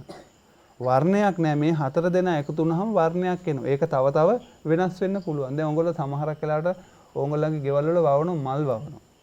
මේ මල් ගහ උදේ තිබුණාම නිල් පාටයි. හවස වෙනකොට මල සුදු පාට වෙලා. ඇයි එහෙම මල් වර්ගයක් තියෙනවා? මල පර වෙලා නෙවෙයි. හොඳට මල තියෙනවා. උදේට එක පාටක්, හවසට තව පාටක්. මට මතක නැහැ ඒකේ පාට. මට මතකයි නිල් පාටයි හරි. නිල් පාටේ මොන පාටද? ඒක කොහොමද උනේ? කොහොමද ඒක උනේ? අන්න බලන්න. පටවි වල තේජෝ වල වෙනස්කම නිසා ඒකේ වර්ණය වෙනස් වුණා. අද දකින්න එක්කෙනා හෙට වෙන පාටක් වෙන්න පුළුවන්. වැටහෙනව නේද? ඉතින් මෙන්න මේකයි නුවණින් දකින්නවා කියලා කියන්නේ. අපි මේක දකින්න අපි කොහොම කිව්වත් දැන් අපිට කාන්තාවක් පෙන්නලා පෘථග්ජන මේ සාමාන්‍ය කොල්ලෙකුට මේක පටවියක් කියලා කිව්වට එයාට තේරෙනවද? එයා පාඩමින් නම් මෙනෙහි කරයි පටවි කියලා. ඉතින් පටවි වෙලා ඊට පස්සේ තේජෝ වෙලා තමයි පත්තු වෙලා තමයි නවතින්නේ. මහත්තයා දැන් මෙහෙමයි අනිත්‍යයි කියලා මෙනෙහි කරන්න බෑ දැන් මේ දරුවව. ඇයි අනිත්‍යයි කියලා මෙනෙහි කරන්න බැරි? ඉතින් මේ අපිට පේන්නේ දරුවෙක්නේ. අනිත්‍යයි කියලා මෙනෙහි වෙනකොට අපිට දුක හිතෙනවා. අන්න ද්වේෂයක් එනවා. ලෝභය නැත්තම් ද්වේෂය එනවා. ඒක తాවකාලිකයි. දැන් අපිට කාන්තාවක් දැකලා යා කුණු වෙනවා, යා මැරෙනවා කියලා අපිට හිතත හැකියි. හැබැයි එතකොට අපිට මොකද වෙන්නේ? අපිට ලෝභය නැති වෙනවා. එතකොට අපිට දුකක් ඇති වෙනවා. අනේ මැරෙනවනේ මෙයා. අයියෝ මැරෙනවනේ. මැරෙන්න ඉස්සෙල්ලා හරි කමන්නේ නැහැ කියලා අන්න ඔහොම අපිට හිතවිල්ලක් එනවා. අන්න හරි. එහෙමනම් මහත්තයා අනිත්‍ය මෙනෙහි කළා හරියන්නේ නැහැ. මුලටම සම්මා දිට්ඨියක් එන්න ඕන. අපි ඇත්ත දකින්න පුළුවන් නුවණක් අපිට ලැබෙන්න ඕන. අපිට S2 කවදාක්වත් මේ ළමෙක්ව S2 දැකලා අපිට මේක තේරුම් ගන්න බෑ. ඇයි S2 බලලා තේරුම් ගන්න බැරි? S වලට පේන්නේම මොනවද? වර්ණය විතරයි. එහෙනම් අපි නුවණින් මෙනෙහි කරලා බලන්න ඕන වර්ණය විතරක් නෙමෙයි මෙයාගේ මේ දේවලුත් තියෙනවා. මේ දේවලුත් තියෙනවා. මේවා අනිත්‍ය දුක්ඛ කියලා මෙනෙහි කරන්න මහත ඊට පස්සේ මහතට පැහැදිලිද? මේ ගෑනු ළමයි අනිත්‍යයි කියලා මෙනෙහි කළා කිසි තේරුමක් නැහැ. අනිත්‍යයි කියලා කියන්නේ ඒක නෙමෙයි. මෙයා මැරෙන එක නෙමෙයි අනිත්‍යයි කියලා කියන්නේ. තේරුණා නේද? අන්න හරි. එහෙනම් අනිත්‍ය මෙනෙහි කරන්න කලින් ත්‍රිලක්ෂණයට යන්න කලින් අපි දැනගත යුතු දේ තමයි අපිට පැමිණිය යුතු දේ තමයි ආර්ය අෂ්ටාංගික මාර්ගයේ සම්මා දිට්ඨි. සම්මා දිට්ඨිය යහපත් ලෙස දකින්න ඕනේ. තේරුණා නේද? යහපත් ලෙස දකින්න පුළුවන් ක්‍රම දෙකක් තියෙනවා. දැන් බුදු පියාණන් වහන්සේ දැක්කේ කොහොමද ඒක? තමන්ගේ නුවණින්මයි. ප්‍රඥා චෛතසිකයේ උපයෝගී කරගෙන ප්‍රඥාවෙන් දැකලා අන්න උන්වහන්සේ මේක දැක්කා. හැබැයි එච්චර ප්‍රඥාවක් අපිට නැහැ. තේරුණා නේද? අපිට කවදාක්වත් දැන් මේ දරුවා දිහා කොච්චර බලන් හිටියත් මෙයා රස්නේද සීතලද කියලා හොයාගන්න අපිට බෑ. හැබැයි බුදු පියාණන් වහන්සේ හොයාගත්තා.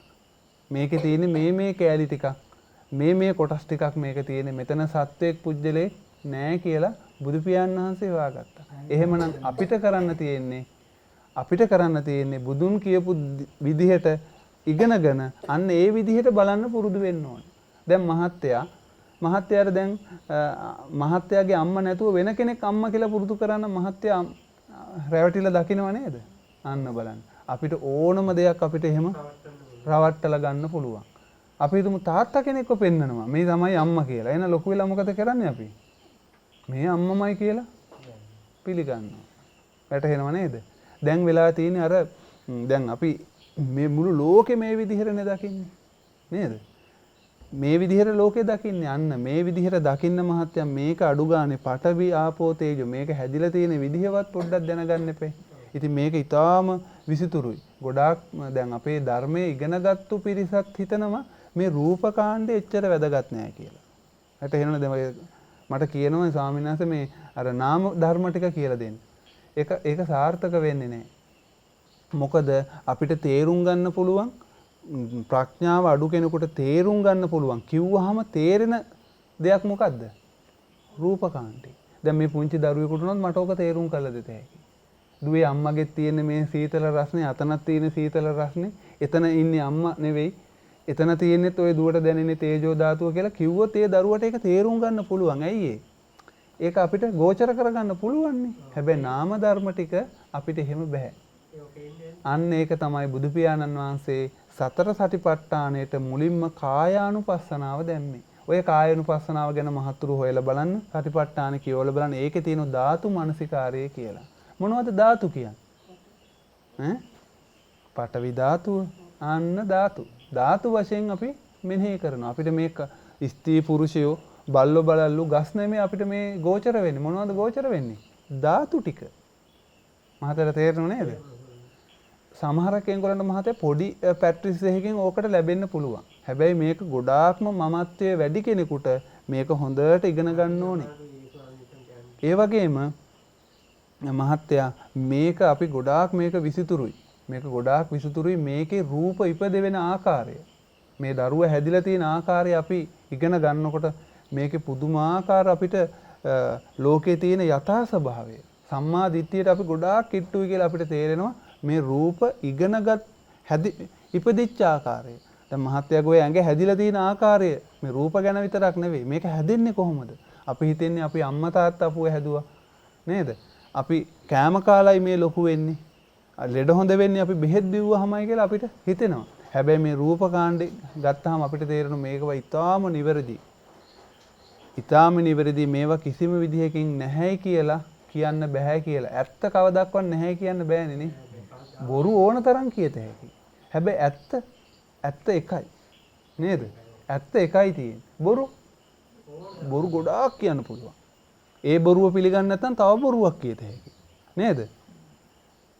හැබැයි උනාට ඇත්ත කියනවා නම් එකමයි තියෙන්නේ. කොච්චර කිව්වත් එක ඇත්තම තමයි තියෙන්නේ. ඉතින් ඒක නිසා මේක ක්‍රම දෙකකට අපි අවබෝධ කරගන්න ඕනේ. මුලින්ම මේක අහලා අපි අවබෝධ කරගන්න ඕන සුතමේ ඥානය. සුතමේ ඥානය කියන්නේ අහපු දේ අපි කනට ගන්න ඕනේ. තේරෙනව නේද? එතකොට අපේ වැඩි වෙන්නේ මොකද්ද වැඩි වෙන්නේ අපේ සංඥා ස්කන්ධය. අන්න මතක තියාගන්න මේකේ වෙනස තෝරගන්න ඕන. සංඥා ස්කන්ධයෙන් තෝරගන්න එක මතක තියාගන්න එක අපි නුවණින් පරීක්ෂා කරලා බලන්න ඕන. ඔන්න දෙවෙනි ක්‍රමය. වැටහෙනව නේද? නුවණින් මේක ප්‍රැක්ටිස් කරන්නේ නැතුව සතර සතිපට්ඨානය වඩන්නේ නැතුව අපිට සම්මා දිට්ඨියටපත් වෙන්න බෑ. මහත්තුරුන්ට පැහැදිලිද? මහත්තුරු අවුරුදු ගාන ඕ විදිහට සිල් ගත්තත් කවදාවත් උංගොල්ලෝ හැමදාම සිල් ගනි මම සිල් ගනි හැමදාම. පංචස්කන්ධයක් සිල් ගන්න එන බවක්වත් ඒ උංගලන්ට කවදාවත් වටහා ගන්න බෑ. ওই විදිහට ඉඳලා. වැටහෙනව නේද මහත්තයාට? දැන් ඒක නිසා මහත්තයා දැන් අපිට ලේසිම මේක තේරුම් ගන්න මේ රූපස්කන්ධය. ඒක මහත්තුරු උදේවය ඥානය ගැන අහලා ඇති. භාවනා යෝගියෙක් සෝවාන් වෙන්න කලින් උදේවය ඥානය පහළ වෙනවා. ඊට පස්සේ බංගානුපස්සනා ඥානය පහළ වෙනවා. නේද?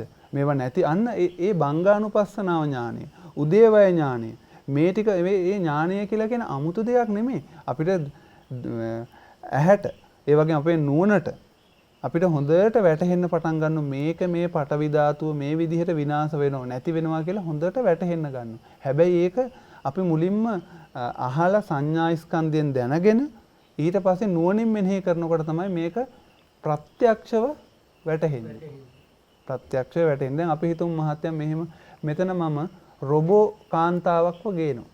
කවුරුත් දන්නේ නැහැ රොබෝ කෙනෙක් කියලා. එයා කතා කරනවා. ඔයගොල්ලෝ දැන් අහලා ඇති දැන් විද්‍යාව ඒ තරම් දියුණුයි නේද? දැන් සමහරක් වෙලාවට අපි ටෙලිෆෝන් එකෙන් කතා කරනකොට Google Map එකේ යනකොට ගෑනු කෙනෙක් කතා කරනවා නේ. දැන් තාක්ෂණය හදලා තියෙනවා. එහෙම ගෑනු කෙනෙක් රෙකෝඩ් කරන්න ඕනේ නැහැ. නිකම්ම හිතලා කාන්තා කටහඬක් හරි පිරිමි කටහඬකින් හරි කතා කරන්න. තේරෙනව නේද? ඔව් එහෙම හදලා තියෙනවා. ඒ වගේම අපිට කිසිසේත් දැන් චිත්‍රපටි හදනවා. දැන් නළුව රංගපාන්නේ නැහැ. කවුද රංගපාන්නේ? රොබෝලත් නෙමෙයි. රොබෝලත් නෙමෙයි. කාටුන්ම දිනු කරලා තියෙන්නේ.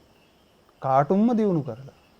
හැබැයි අපිට කිසිම වෙලාවකදී හිතෙනවද ඒ කාටුන් එකක් කියලා? නෑ අපි රාගය උපදව ගන්න නැද්ද? අන්න දැන් ඒ ඇත්තටම මෙතන තියෙන්නේ මොකද්ද? ඇත්තටම තියෙන්නේ මොකද්ද? දැන් අපි නිලියක් කියලා දකින ඕගොල්ලෝ චිත්‍රපටියක් බලනකොට ඕගොල්ලන්ට හැබැයි හිතා ගන්න බෑ චිත්‍රපටියක් බැලුවම මේ කාටුන් කියලා. මොකද ඒකේ යට කාටුන් කියලා වැටෙන්නේ නෑනේ. ඕගොල්ලෝ ඒකේ අර්ථය හොයලා බැලුවාම ඉතිහාසය බැලුවාම එහෙම නිලියක් ඉඳලා නෑ ලෝකේ. ඒක ග්‍රැෆික් වලින් හදලා. මේ හංසලා නම් දන්නව ඇති නේද? ඔව් 3D වලින් හදලා. හැබැයි දැන් අපිට එහෙම හිතෙනවද ඒකේ මොනවද ඇත්තටම තියෙන්නේ? වර්ණයක්. නේද? වර්ණයක්. ඉතින් මේ එහෙම මට දවසක් එක්ක පුජ්‍යලයක් හම්බුණා. ඉතින් එයා තරුණ ළමෙක්. මම දෙපාරක් විතර බලනකොට එයා මේ පත්තරවල තියෙන කාන්තා රූප එහෙම මේ මම එක දවසක් ඒ යාගේ කාමරයට ගියාම මම දැක්කා එහෙම කාන්තා රූප වගේක් තියෙනවා. ඊට පස්සේ ඉතින් මං hina වුණා මං කව මේ ලැජ්ජායින් මේක ඔයිසි කරලා දාන්න කියලා. ඉතින් මං ලොකු පුදුම වුණේ නැහැ. ඉතින් තරුණ ළමෙක් අවුරුදු 17ක විතර. ඊට පස්සේ මං ඊට පස්සේ දිගින් දිගටම මේක දැක්කා පිටින් විතර තියෙනවා. ඊට පස්සේ මං එයාට අඬ ගැහුවා දවසක්. අඬ ගහලා මං පෑනක් අරන් කියලා කිව්වා. ඔයා කැමති මොන වගේ වලටද? මං කෝ ඔය උත්තර මහන්සි වෙන්න එපා. මහන්සි වෙන්න එපා. ඔය පත්‍ර ගානේ ගිහිල්ලා ෆොටෝස් ගානේ ගිහිල්ලා සංගරා ගානේ ගිහිල්ලා මහන්සි වෙන්න එපා. චුට්ටක් ඉන්න මං ඔයාට කියලා දෙන්නම් කියලා මං ඇන්දා ඉතින්. එක જાති ඇන්ද මං මේ මොකද්ද? ඉතින් එයා නම් කිව්වා. මං කෝ ඔයා කැමති කොයි විදිහටද කියලා මං ඉතින් කාන්තා රූප හදලා පාට ගාල් මං කෝ ඉතින් ඔයා එච්චරයි මහන්සි වෙන්නේ. ඕවා ළඟ තියන් ඉන්න එපා. ඔයාට බලන්න ඕනේ වෙලාවට ඔයා පෑනක් අරගෙන ඔයා මේක ඇඳලා බලන්න. මං කෝ දැන් ඇත්තටම දැන් මේ මොකද්ද තියෙන්නේ? ඊට පස්සේ එයා කිව්වා දැන් මං අඳිනකොට කිව්වා ස්වාමීන් වහන්සේ පෑන් ඉරි මුලින් නම් පෑන් ඉරි කියලා කිව්වේ නෑ කෑලි වල නම් කිව්වේ. ඉතින් එයා පිරිමි කෙනෙක් නිසා ඉතින් මම බය වුණේ නෑ. මං ඉතින් ඇඳ පෙන්නුවා ඒක කැමති කෙනා. එයා ඉතින් ලැජ්ජාවෙන් උත්තර දුන්නා. ඉතින් මං ඒවා ඔව් කිව්වේ නෑ. මං කව පුතේ ඔයා කිව්ව ඔක්කොම උත්තර වැරදි. මේ පෑන් ඉරි තියෙන්නේ. පෑන් ඉරි මං ඊට පස්සේ එයාට අඳුර ගන්න බැරි විදිහට වෙන බලි ඇඳලා මං එහෙම පෙන්නුවම ඒත් එයාට පේනවා ඒ වගේ කෑලි. ඊට පස්සේ මං කව පුතේ මහන්සි වෙන්න එපා. ඔයා මං කවුද කියලා කියන්නේ නෑ ළමයා. මං කව ඔයා කවදාවත් ඕව මේ එකතු කර තියන්න එපා ලැජ්ජාවේ බෑනේ. අම්මලා එහෙම ඇවිල්ලා දැක්කහම ඒක නිසා පුතාට ඕන වෙලාවකදී මේ පෑන් අරගෙන මේක ඇඳලා බලන්න. ඔයාම ඇඳලා බලන්න කියලා මම එයාට දුන්නා. ඔයා අඳින්නකො කැමති විදිහට. ඊට පස්සේ තේරුණා අනේ ස්වාමීන් වහන්සේ මට තේරුණා මොන බොරු වැඩක්ද මේ මොන බොරු වැඩක්ද. එතකොට ඒකම තමයි මහත්තයා අපි චිත්‍රපටියක් බලනකොට අපිට මොකද්ද වෙන්නේ? ඒත් ඒකමයි. හැබැයි අපිට ඕක කාටුන් කියලා කිව්වොත් මොකද වෙන්නේ? නෑ අපිට හිතට අප්සෙට් යනවා. චි මේ ඇත්තටම නැති එකක් නේ. නේද? ඇත්තටම නිදියක් රඟපෑවොත් ඒත් මොකද්ද තියෙන්නේ? ඉතින් ඒත් වර්ණයක් පේන්නේ. නේද? ඒත් වර්ණයක් පේන්නේ. කාටුන් එකෙත් පේන්නේ ඒත් වර්ණයක්. අපි මැගසින් එකක කොලයක් ගත්තත් ඒත් පේන්නේ මොකද්ද? වර්ණයක්. ඇල්ලුවොත් හවු වෙන්නේ. ඒත් ඉතින් අර සීතල රස්නේ. හැබැයි ඉතින් අපිට අර අපි දැන් අපි කැමති වෙන විදිහ තමයි.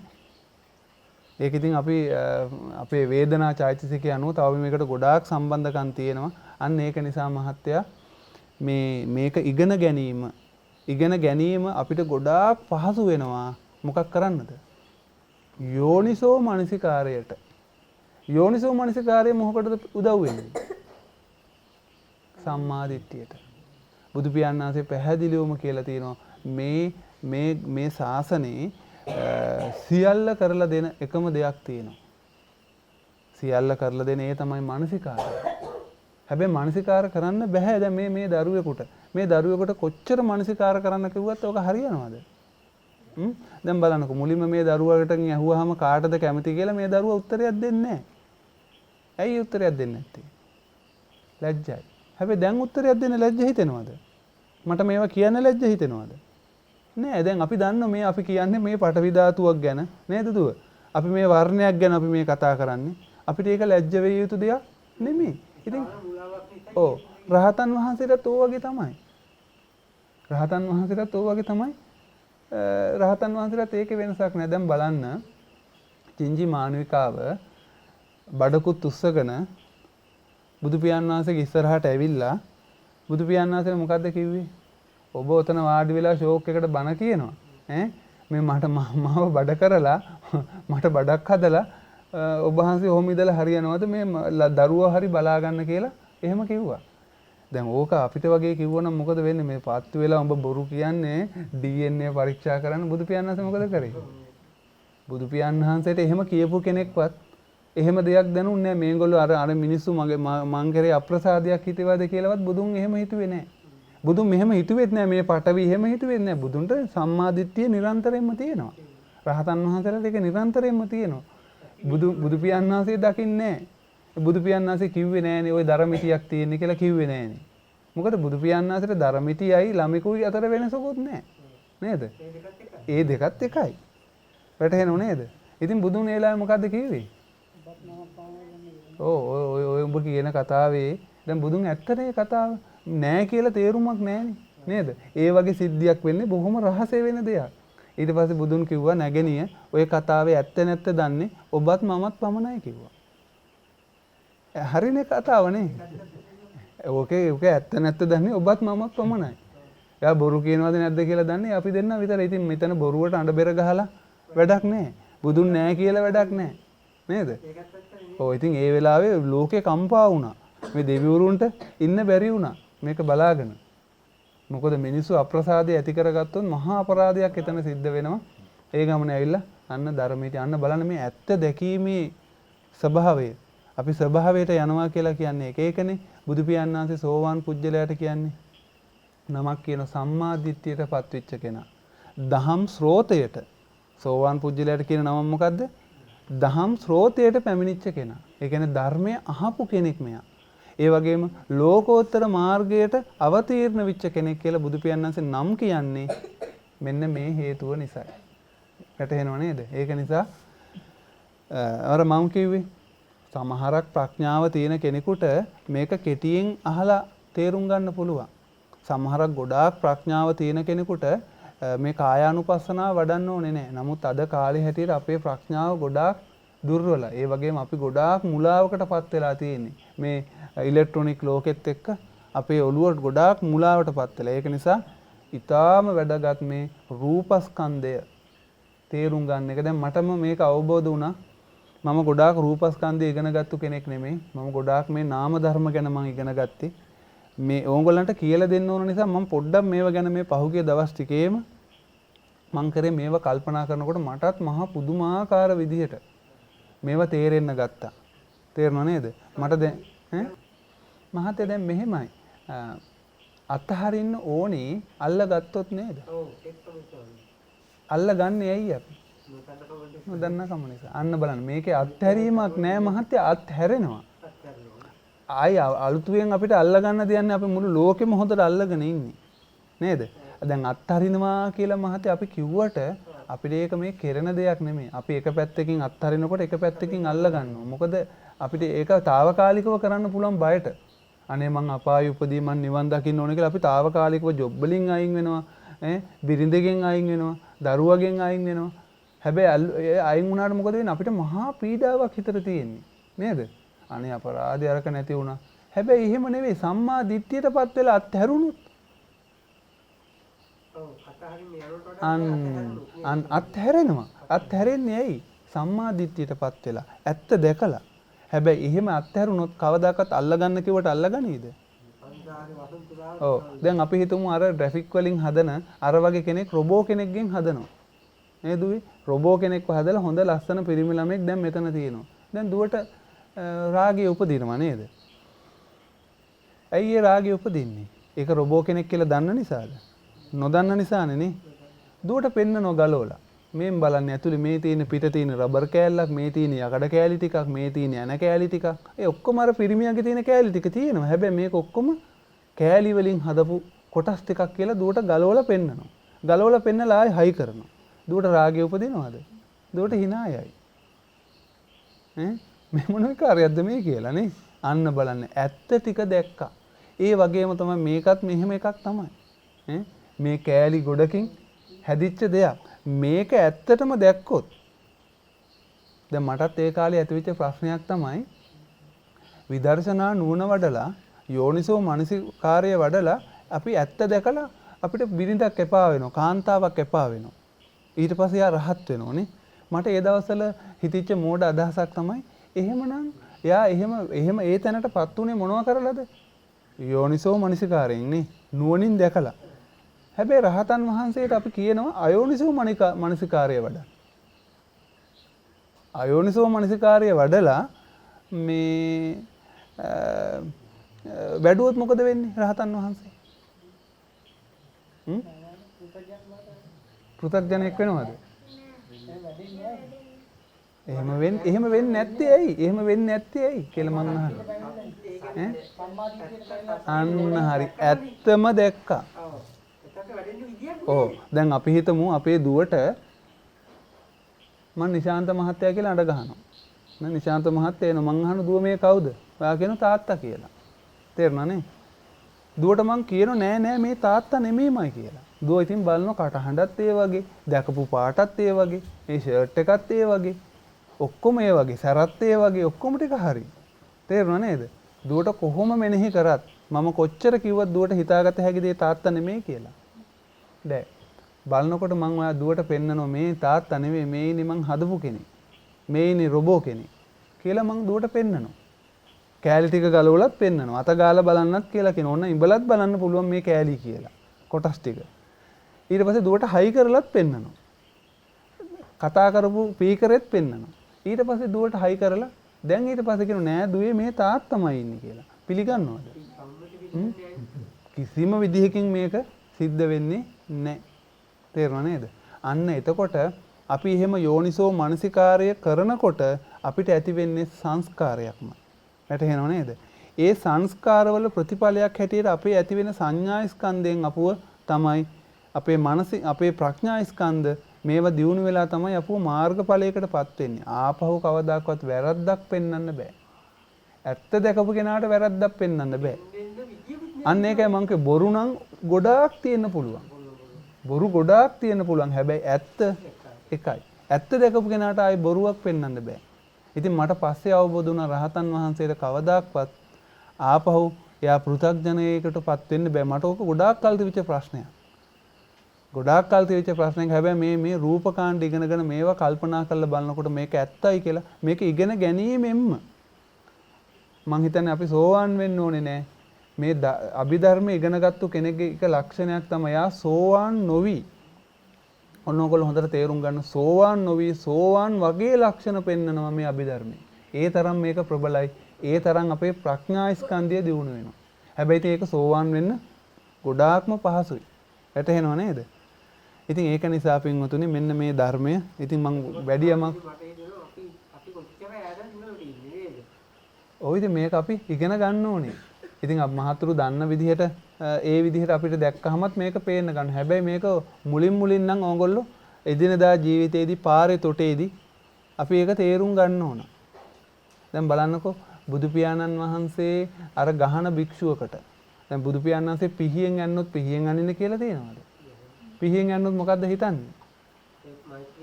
ඕ පඨවි ධාතුවක් මේ ධාතුව පඨවි ධාතුව සිදුරු කරගෙන ගියා. පඨවි ධාතිය සිදුරු කරේ නෑ. අවකාශ ධාතුව හරහා ගියා. ඒක ආයි මහා දෙයක් නෙමෙයි. ඉතින් හැබැයි ඉතින් ඕගොල්ලෝ ඔහොම හිතනකොට ඉතින් මෙහෙමයි පින්වතුනි. මේකේ තව ප්‍රශ්නයක් තියෙනවා. මේක මම ඕගොල්ලන්ට කියන්න ඕන. ඕගොල්ලන්ට මේ ධර්මයේ ඉගෙන ගන්නකොට තේරෙනවා මේක ඇත්තයි කියලා. හැබැයි ඕගොල්ලෝ ඇත්ත විදිහට දකින්න කැමති නැති වෙනවා. අපි මේ දරුවන්ට ඔන්න වෙන ප්‍රශ්නයක්. මමත්වයේ දැඩි මමත්වයේ. ඇයි මෙච්චර කාලයකට හිතන් හිටියේ මේක මෙහෙමයි. හැබැයි මේ ධර්මයේ ඉගෙන ගන්නකොට අපේ දුවලට තේරෙනවා මේක ඇත්ත. මේ ඉන්නේ කොල්ලෙක් නෙමෙයි. මේ තියෙන්නේ මේ වර්ණයක්. මේ තියෙන්නේ තේජෝ ධාතුවක්. මේ තියෙන්නේ රූප 28ක්. මේ තියෙන්නේ නාමස්කන්ධයක්. කියලා උංගලන්ට තේරෙනවා. හැබැයි එහෙම හිතන්න කැමති නැති වෙනවා. ඔන්න බලන්නකෝ කරලා.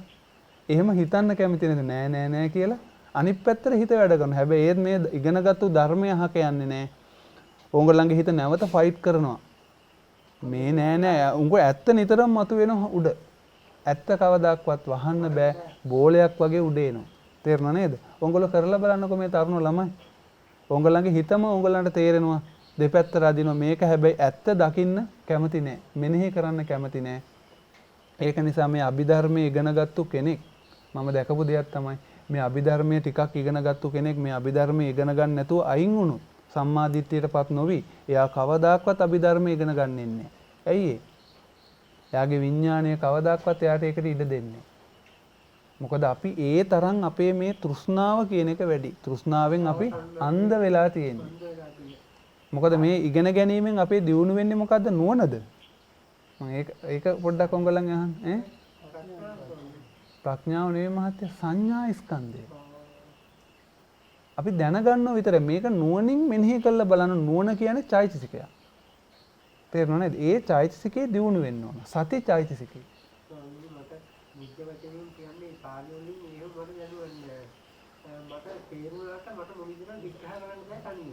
ඔව්. එතකොට ඒක නිසා දැන් අපි ගිය සතියේ දැන් ඕගොල්ලන්ට මට ආපහු මුල ඉඳලා කියලා දෙන්න බෑ. තේරුණා නේද?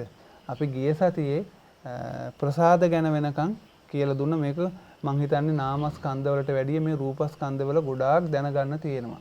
මේක අපි ශරීරයේ හැදිලා තියෙන හැටි. ඉතින් ඒක නිසා ඕගොල්ලන්ට පුළුවන් ඕගොල්ලන්ට අහක යන්නේ ඕගොල්ලන්ට ජනක මහත්තයා YouTube එකේ වීඩියෝස් ටික දාලා තියෙනවා. ඒක නිසා පිළිවෙලට බලන්න. දැන් අද මං හිතාගෙන හිටියේ අද දේශනාවෙන් මේ රූපස්කන්ධය ගැන සම්පූර්ණම කියලා දෙන්න. දැන් මං හිතනවා මෙතන ඉන්න කාටවත් හරියට මේ රූපස්කන්ධය කියන්නේ මොකද්ද? රූපස්කන්ධය කියලා කියන්නේ මොකද්ද කියලා තේරුම් ගන්න බෑ. ඉතින් ඒක නිසා අපි ප්‍රසාද වෙනකම්ම කියලා දුන්නා. ඉතින් මේගොල්ලන්ට දැන් ඒ ටික මුල් ටික කියලා දෙන්න ගියොත් ගොඩාක් අමාරු වෙනවා. ආපහු තවත් පැයක් විතර කාලයක් යන්න වෙනවා. ඒක නිසා දැන් ඒක දැන් ඕගොල්ලන්ට YouTube එකෙන් බලන්න පුළුවන් නේ. අපි දරුවෝ මේ ගිය සතියේ කොතනට වෙනකන් කතා කරාද? අපි මුලින්ම මේ රූප කොටස් වලට බෙදෙනවා. මුලින්ම අපි ඉගෙන ගන්න එකක් තමයි දැන් මේ කවුරුත් මේක අහලා ඇති මේ ඕනම දෙයක් විඥානයක් නැති මේ ඕනම දෙයක් හැදිලා තියෙන්නේ පඨවි ආපෝ තේජෝ වායෝ කියන භූත රූප වලින්. ඒවට කියනවා මහා භූත කියලා. අන්න දැන් 17ක් විතර අපි කතා කරා. දැන් අපි පොඩි විග්‍රහයක් කරගෙන යනවා. එහෙනම් මෙන්න මේකේ ඇතුලේ තියෙන මේ හතරට අපි දැන් මේ භූත 28 රූප 28ක් තියෙන. රූප 28 ප්‍රධාන කාණ්ඩ වලට බෙදෙනවා. ඒ තමයි මහා භූත. එහෙම නැත්නම් රූප භූත රූප 4. භූත රූප 4. ඒ වගේම ඊට පස්සේ බෙදෙනවා ප්‍රසාද රූප ටික. ඊට පස්සේ බෙදෙනවා ගෝචර රූප, භව රූප, අනිෂ්පන්න රූප ටික. එහෙම නැත්නම් විකාර රූප, ලක්ෂණ රූප කියලා මේ විදිහට රූප කාණ්ඩය ආපහු කොටස් ටිකට බෙදෙනවා. මම එහෙම නැතුව තමයි ඔයගලන්ට කියලා දුන්නේ. මම ඔයගලන්ට මේ එන සතිය වෙනකොට මේවා හදලා මේ රූප ටික හොඳට ඉගෙන ගන්න පුළුවන් වෙන අපේ මේ ළමයින්ට නෝට්ස් ටික හදලා මේ මම ජනක මහත්තයාට දෙන්න බලාපොරොත්තු වෙනවා. හරියට විශ්වාස නැහැ, ගොඩක් ලියන්න හදන්න තියෙනවා. පුළුවන් වුණොත් එන සතිය දානවා. එහෙම නැත්නම් ඊගාව සතිය ඔයගලන්ට ඒවා කොළ ටික ගන්න පුළුවන්. මේක බය වෙන්න එපා. මේකේ මේ නම් අමතක වුණා කියලා කිසිම ප්‍රශ්නයක් නැහැ. ඔයගලන්ට ඒක මේ අවබෝධයට එනකොට ඔයගලන්ට හොඳට වැටහෙනවා. කියා ගන්න බැරි වෙන්න පුළුවන්. නම් අමතක වෙන්න පුළුවන්. හැබැයි අවබෝධයට එනකොට මේක හොඳට වැටහෙන්න පටන් ගන්නවා. තේරුණා නේද? එතකොට දැන් අපි කලින් ඉගෙනගත දරුවෝ මොකද්ද? මෙන්න මේ භූත රූප 4. භූත රූප 4 කියන්නේ මොකද්ද? පඨවි ආපෝ තේජෝ වායෝ කියලා මෙන්න මේ 4 තමයි භූත රූප 4. ඊට පස්සේ අපි ඉගෙන ගත්තා මොකද්ද? ප්‍රසාද රූප 5. මොනවද ප්‍රසාද රූප? චක්කු ප්‍රසාද, අන්තිමට කාය ප්‍රසාද වශයෙන් අපි ඉගෙන ගත්තා. ඊට පස්සේ ගෝචර රූප ටික. අපි දැන් ඒ ටික බය වෙන්න එපා. මේ නම් වශයෙන් කිව්වට මේක ගෝචර කියලා වෙන්නේ ඇයි කියලා දැන් මම කියලා දෙනවා. ගෝචර රූප ටික කියන්නේ මොකද්ද? අපේ මේ ඉන්ද්‍රියන් 5ට ගෝචර කරගන්න පුළුවන් රූප ටික. හසු කරගන්න පුළුවන්. ගෝචර කරගන්න කියන්නේ ගොදුරු කරගන්නවා කියලා කියන්නේ. මොනවද ගොදුරු කරගන්න පුළුවන්? දැන් ඉන්ද්‍රියන් 5 අපි දන්නවා. ප්‍රසාද 5. ඇහැට මොනවද ගොදුරු වෙන්නේ?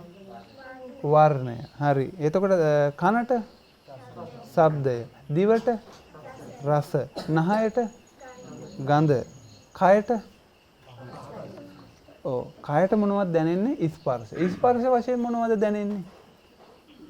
පොට්ටබ්බ. පොට්ටබ්බ වශයෙන් දැනෙන්නේ මොනවද? පඨවි. පඨවි දැනෙනවා. තේජෝ දැනෙනවා. තව මොනවද දැනෙන්නේ? දැන් මේ බලන්න මට දැන් දැනෙනවා හුලම් පාරක්. හුලම් පාරක් වදිනකොට මට හිතෙන්නේ නැහැ ඒ තේජෝ කියලා. මට හිතෙන්නේ නැහැ බිත්තියේ අත වදිනු කියලා මට හිතෙන්නේ නැහැ. මට හිතෙන්නේ මොකද්ද? මට තේරෙන හුලම් පාරක් වදිනවා කියලා. හුලඟ මහා තදින් වැදුණොත් ඔන්න දැන් ඔයගොල්ලෝ තේරුම් ගන්න ඕන හුලඟේ තියෙන්නේ මොනවද? නෑ හුලඟේ තියෙන්නේ තර සුද්දාෂ්ටක කලාප වලින්මයි නිෂ්පන්න රූප කියලා කියනවා ඒ ටිකට. ඒ නිෂ්පන්න රූප වලින්මයි හුලඟ හැදිලා තියෙන්නේ නේද? දැන් හුලඟ හයියෙන් වැදුනොත් මොකද වෙන්නේ?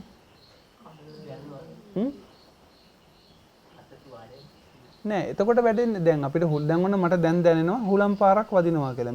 මේක බටේකින් කොම්ප්‍රෙෂර් එකකින් මගේ අතට අල්ලනවා. එතකොට මට මොනවද දැනෙන්නේ? අන්න එතකොට දැනෙන්නේ පඨවි. කොහෙද තියෙන පඨවිද? හුලඟේ තිබුණු පඨවි. අන්න ඒක උඹලා පොඩ්ඩක් තේරුම් ගන්න. මේක උඹලන්ට කල්පනා කරනකොට හොඳට තේරෙයි. අපි ගිය සතියේ කතා කරා මේක මේ ධාතුන් කවදාකවත් වෙන් කරන්න බෑ කියලා. නැති දෙයක් අපිට එහෙම බලන්න පුළුවන්. නමුත් වෙන් කරලා අපිට ගන්න බෑ. හැම දෙයකම මේ ධාතු තියෙනවා. අපි දැන් පස්සේ තව ඒවා කතා කරනවා. මම හදන්නේ දැන් ඕගලන්ට සාමාන්‍ය විස්තරයක් මේ රූප 28 ගැන කියලා දෙන්න. එතකොට දැන් එතනදී අපි රූප කීයක් ඉගෙන ගත්තද ගෝචර රූප හැටියට? වර්ණය, වර්ණ ගන්ධ, රස, ඕජාව මොකටද දැනෙන්නේ? ගෝචර වෙන්නේ නැහැ. දැන් ගෝචර රූප ටික. ශබ්දය. එතකොට ගෝචර රූප හැටියට අපිට තියෙන්නේ ගෝචර රූප 4යි. තේරුණාද? ඒ තමයි රූප, ශබ්ද, ගන්ධ, රස. අන්න ඒ මොනවද ඒවා? මුතුලි ගෝචර රූප.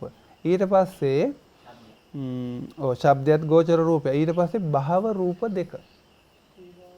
භව රූප කියන්නේ පුරුෂ භව රූප හා ස්ත්‍රී භව රූප. මේක ප්‍රතිසන්දියේදීම අපිට ලැබෙන දෙයක්. ප්‍රතිසන්දියේදීම ලැබෙන දෙයක්. දැන් ඔයගොල්ලන්ට මේක තේරෙන්නේ නැහැ කියලා කලබල වෙන්න එපා. දැන් අපි රූප ඉපදෙන ක්‍රම ගැන කතා කරනකොට මේක පිළිබඳව නැවත කතා කරන්න වෙයි. අද වෙලා තිබ්බොත් මම ඒ ටික කියලා දෙන්නම්. නැත්නම් ඊගාව සතියේ රූපකාණ්ඩේ සම්පූර්ණව ඉවර කරන්න තමයි මගේ අදහස. අද ඉවර කරන්න තමයි හිටියේ. දැන් අර උදේ මේ අපි යෝනිසෝ මනසිකාරය ගැන කතා කරපු නිසා අපිට ඒක බැරි වුණා. ඊට පස්සේ තියෙන්නේ අපිට තව රූප 3ක් ඉගෙන ගන්න තියෙනවා. ඒ තමයි ආහාර රූපය. ආහාර රූපය වශයෙන් අපි ඉගෙන ගන්නේ මොකද්ද? ඕජාව. ඊට පස්සේ අපිට ඉගෙන ගන්න තියෙනවා හෘද ප්‍රසාදය. හෘද වස්තුව, ඒ කියන්නේ මනස කියන එක වස්තු ප්‍රසාදය අපිට ඉගෙන ගන්න තියෙනවා. ඊට පස්සේ ජීවිත ඉන්ද්‍රිය. අපි ජීවිත ඉන්ද්‍රිය ගිය සතියේ අපි ඉගෙන ගත්තා නේද? ඊට පස්සේ අපිට ඉගෙන ගන්න තියෙන වටිනම එක තමයි නිෂ්පන්න රූප ටික. ඒකේ ආකාශ ධාතුව, ඒ වගේම කාය විඤ්ඤාප්ති රූපය, වචී විඤ්ඤාප්ති රූපය.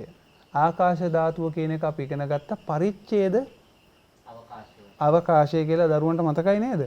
ඒ කියන්නේ රූප කලාප දෙකක් එකට කවදාක්වත් ගෑවෙන්නේ නැහැ. ඒක අවකාශ ධාතුවකින් වෙන් වෙලා තියෙන. ඒ කියන්නේ මේවා මිශ්‍ර වෙන්නේ නැහැ එකට එක. පටවිය ඇතුළට වෙන එකක් ගිහිලා මිශ්‍ර වෙන්නේ නැහැ. ඔයගොල්ලෝ තව චුට්ටක් මේ ගැන හිතනකොට ඔයගලන්ට ටිකක් මේක පැහැදිලි වෙයි. අපි තව පස්සේ සාකච්ඡා කරමු. එතකොට මේ දෙක අතර තියෙන්නේ මොකද්ද? අවකාශ ධාතුව. අපි ඔය පස්සේ තව කතා කරනවා. රූප ඉපද වෙනකොට තව මේව කතා වෙනවා, බය වෙන දෙයක් නැහැ. කාය විඤ්ඤාප්ති. ඒ වගේම වචී විඤ්ඤාප්ති රූපය. දැන් මේ දරුවෝ දෙන්නගේ මොකක් හරි ප්‍රශ්නයක් යනවා. කාය විඤ්ඤාප්ති රූපය අහගන්න. කාය විඤ්ඤාප්තිය කියලා කියන්නේ මොකද්ද? දැන් බලන්න මට යන්න හිතෙනවා.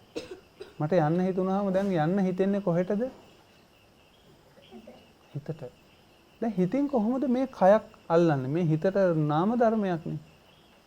අන්න එහෙමනම් රූපයක් තියෙනවා අපේ කයට. පඨවි වගේම වෙනම වර්ගයේ එකක්. මේක පඨවි නෙමෙයි. ඒකට කියනවා කාය විඤ්ඤාප්තිය කියලා. තේරුණා නේද? කාය විඤ්ඤාප්ති. ඒක ඒ කාය විඤ්ඤාප්ති රූපය උපදවන්නේ කොහෙන්ද? කවුද උපදවන්නේ? සිති. සිතට තමයි හිතෙන්නේ. සිතෙන් හිතනකොට සිතට බෑ කය අරන් යන්නේ. ඒක නිසා කාය විඤ්ඤාප්ති රූපය කියලා රූපයක් තියෙනවා. ඒකෙන් තමයි අපේ කය ක්‍රියා කරවන්න උදව් වෙන්නේ.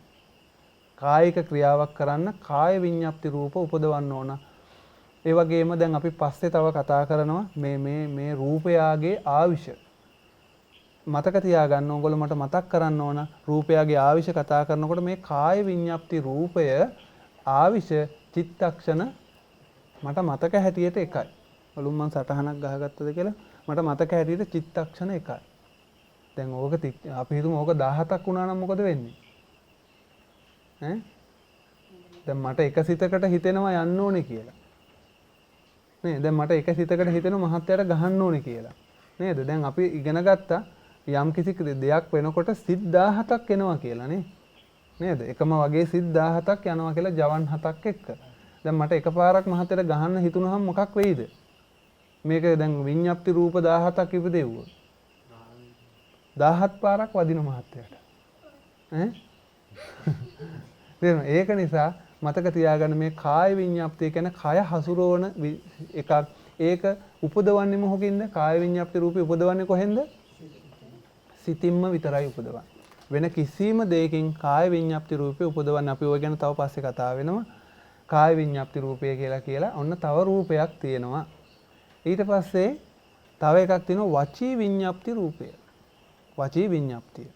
වචී විඤ්ඤාප්තිය කියන්නේ මොකද්ද? වචනයක් කතා කරන එකට. කොහෙන්ද වචනේ කතා කරන්නේ?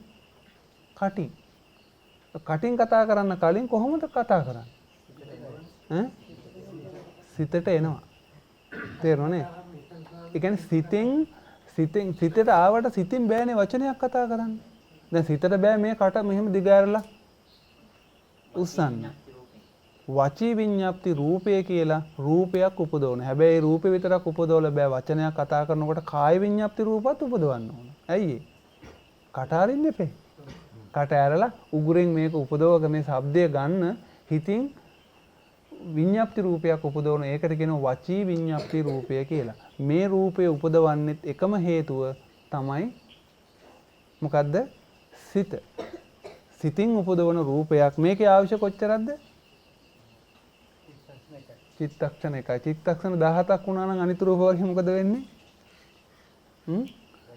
ඔව් මොන හරි කිව්වොත් 4-5 පාර සිද්ධ වෙනවා. සමහරක් වෙලාවට ඔය මම දැකලා තියෙනවා සමහරක් එංගොල්ලෝ එක වචනේ දෙපාරක් විතර කියනවා.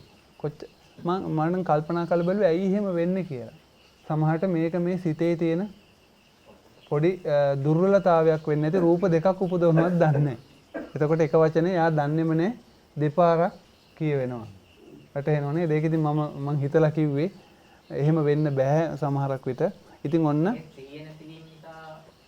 මේ ඒගොල්ලන්ට සිහිය උපදවගෙන කියන්න කිව්වත් ඒගොල්ලන්ට වචනේ දෙපාරක් කියවෙනවා. අපි ඒගොල්ලන්ට කියන මොකක් කියලාද? ගොත ගැහෙනවා කියලා. ඒ ගොත ගැහෙනව නෙමෙයි එකම වචනේ ඒගොල්ලෝ දෙපාර කියනවා. ඒක ඉතින් මට හිතා ගන්න බෑ. කොහොම හරි එහෙම වෙනවා. ඉතින් අපි ඒ ගැන විස්තර කරන්න යන්න ඕනේ. එතකොට දැන් අපි කතා කරා විඤ්ඤාප්ති රූප ගැන. ඊට පස්සේ අපි කතා කරන්න තියෙනවා අපිට විකාර රූප 3. මොනවද? විකාර රූප 3. ඒ විකාර රූප වලට කතා කරන්නේ ලහුතා රූපය. මේ ලහුතා රූපය කියලා කියන්නේ ශරීරයේ සැහැල්ලු බව. ඒකත් රූපයක්. දැන් බලන්න මේවා හරි දරදඬු වෙන්නේ නේද? දැන් අපේ ශරීරයත් හැදිලා තියෙන්නේ මේ විදිහට. නමුත් අන්න ශරීරයේ හැදෙනවා තවත් රූපයක්. මේක රූපේ උපදවන හේතු ගොඩක් තියෙනවා. අපි ඒක කතා කරන පස්සේ ශරීරයේ සැහැල්ලු බව. මේක ආහාර වලිනුත් උපදවන සැහැල්ලුයි කියන ඕගොල්ලෝ කියලා තියෙනව නේද? මටත් ඇහිලා දෙනවා මගේ ඇඟ හරි බරයි කියලා. දැනෙලා නැද්ද ඔයගලන්ට එහෙම? සමහර කෙනාට එහෙම බර වෙන්නේ මොන වගේ වෙලාවද? නිින්දෙන් නැගිට්ටාම නේද? තව කේන්ති ගිය වෙලාවේදී තව රූප උපදවනවා. ඒ වගේම අපිට මේ රූප අඩු වෙනවා බඩකිනි වෙලාවට. බඩකිනි වෙලාවට උංගලට දැනෙලා ඇති නිකන් ශරීරය ඇඟ නිකන් බරයි කියලා. ඒක නැති කරන්න අපේ ශරීරයේ ඇති වෙන එකක් තමයි ලහුතා රූපය. මේක විකාර රූප කියලා කියන්නේ මේක නිකම්ම වෙනස් වෙනවා. එක පාට මේක වෙනස් වෙන රූපයක් නිසා විකාර රූප කියලා මේකට කියනවා. මුදිතා රූපය කියන්නේ දැන් අරක සැහැල්ලු බවනේ. මේ මුදිතාව කියලා කියන්නේ මුදුතා රූපය කියන්නේ මෘදු බව. ශරීරයේ තියෙන මෘදු බව. ඒ කියන්නේ කාර්යයකට යෝග්‍ය බව.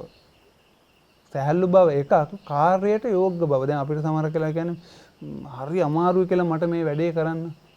ඒ කියන්නේ මේ අපේ රූප කලාප ටික ක්‍රියාවක් කරන්න යෝග්‍ය වෙන්න තව රූපයක් උපදවන්න ඕන. තේරෙනව නේද? මේ රූප උපදවන වැඩිකම නිසා.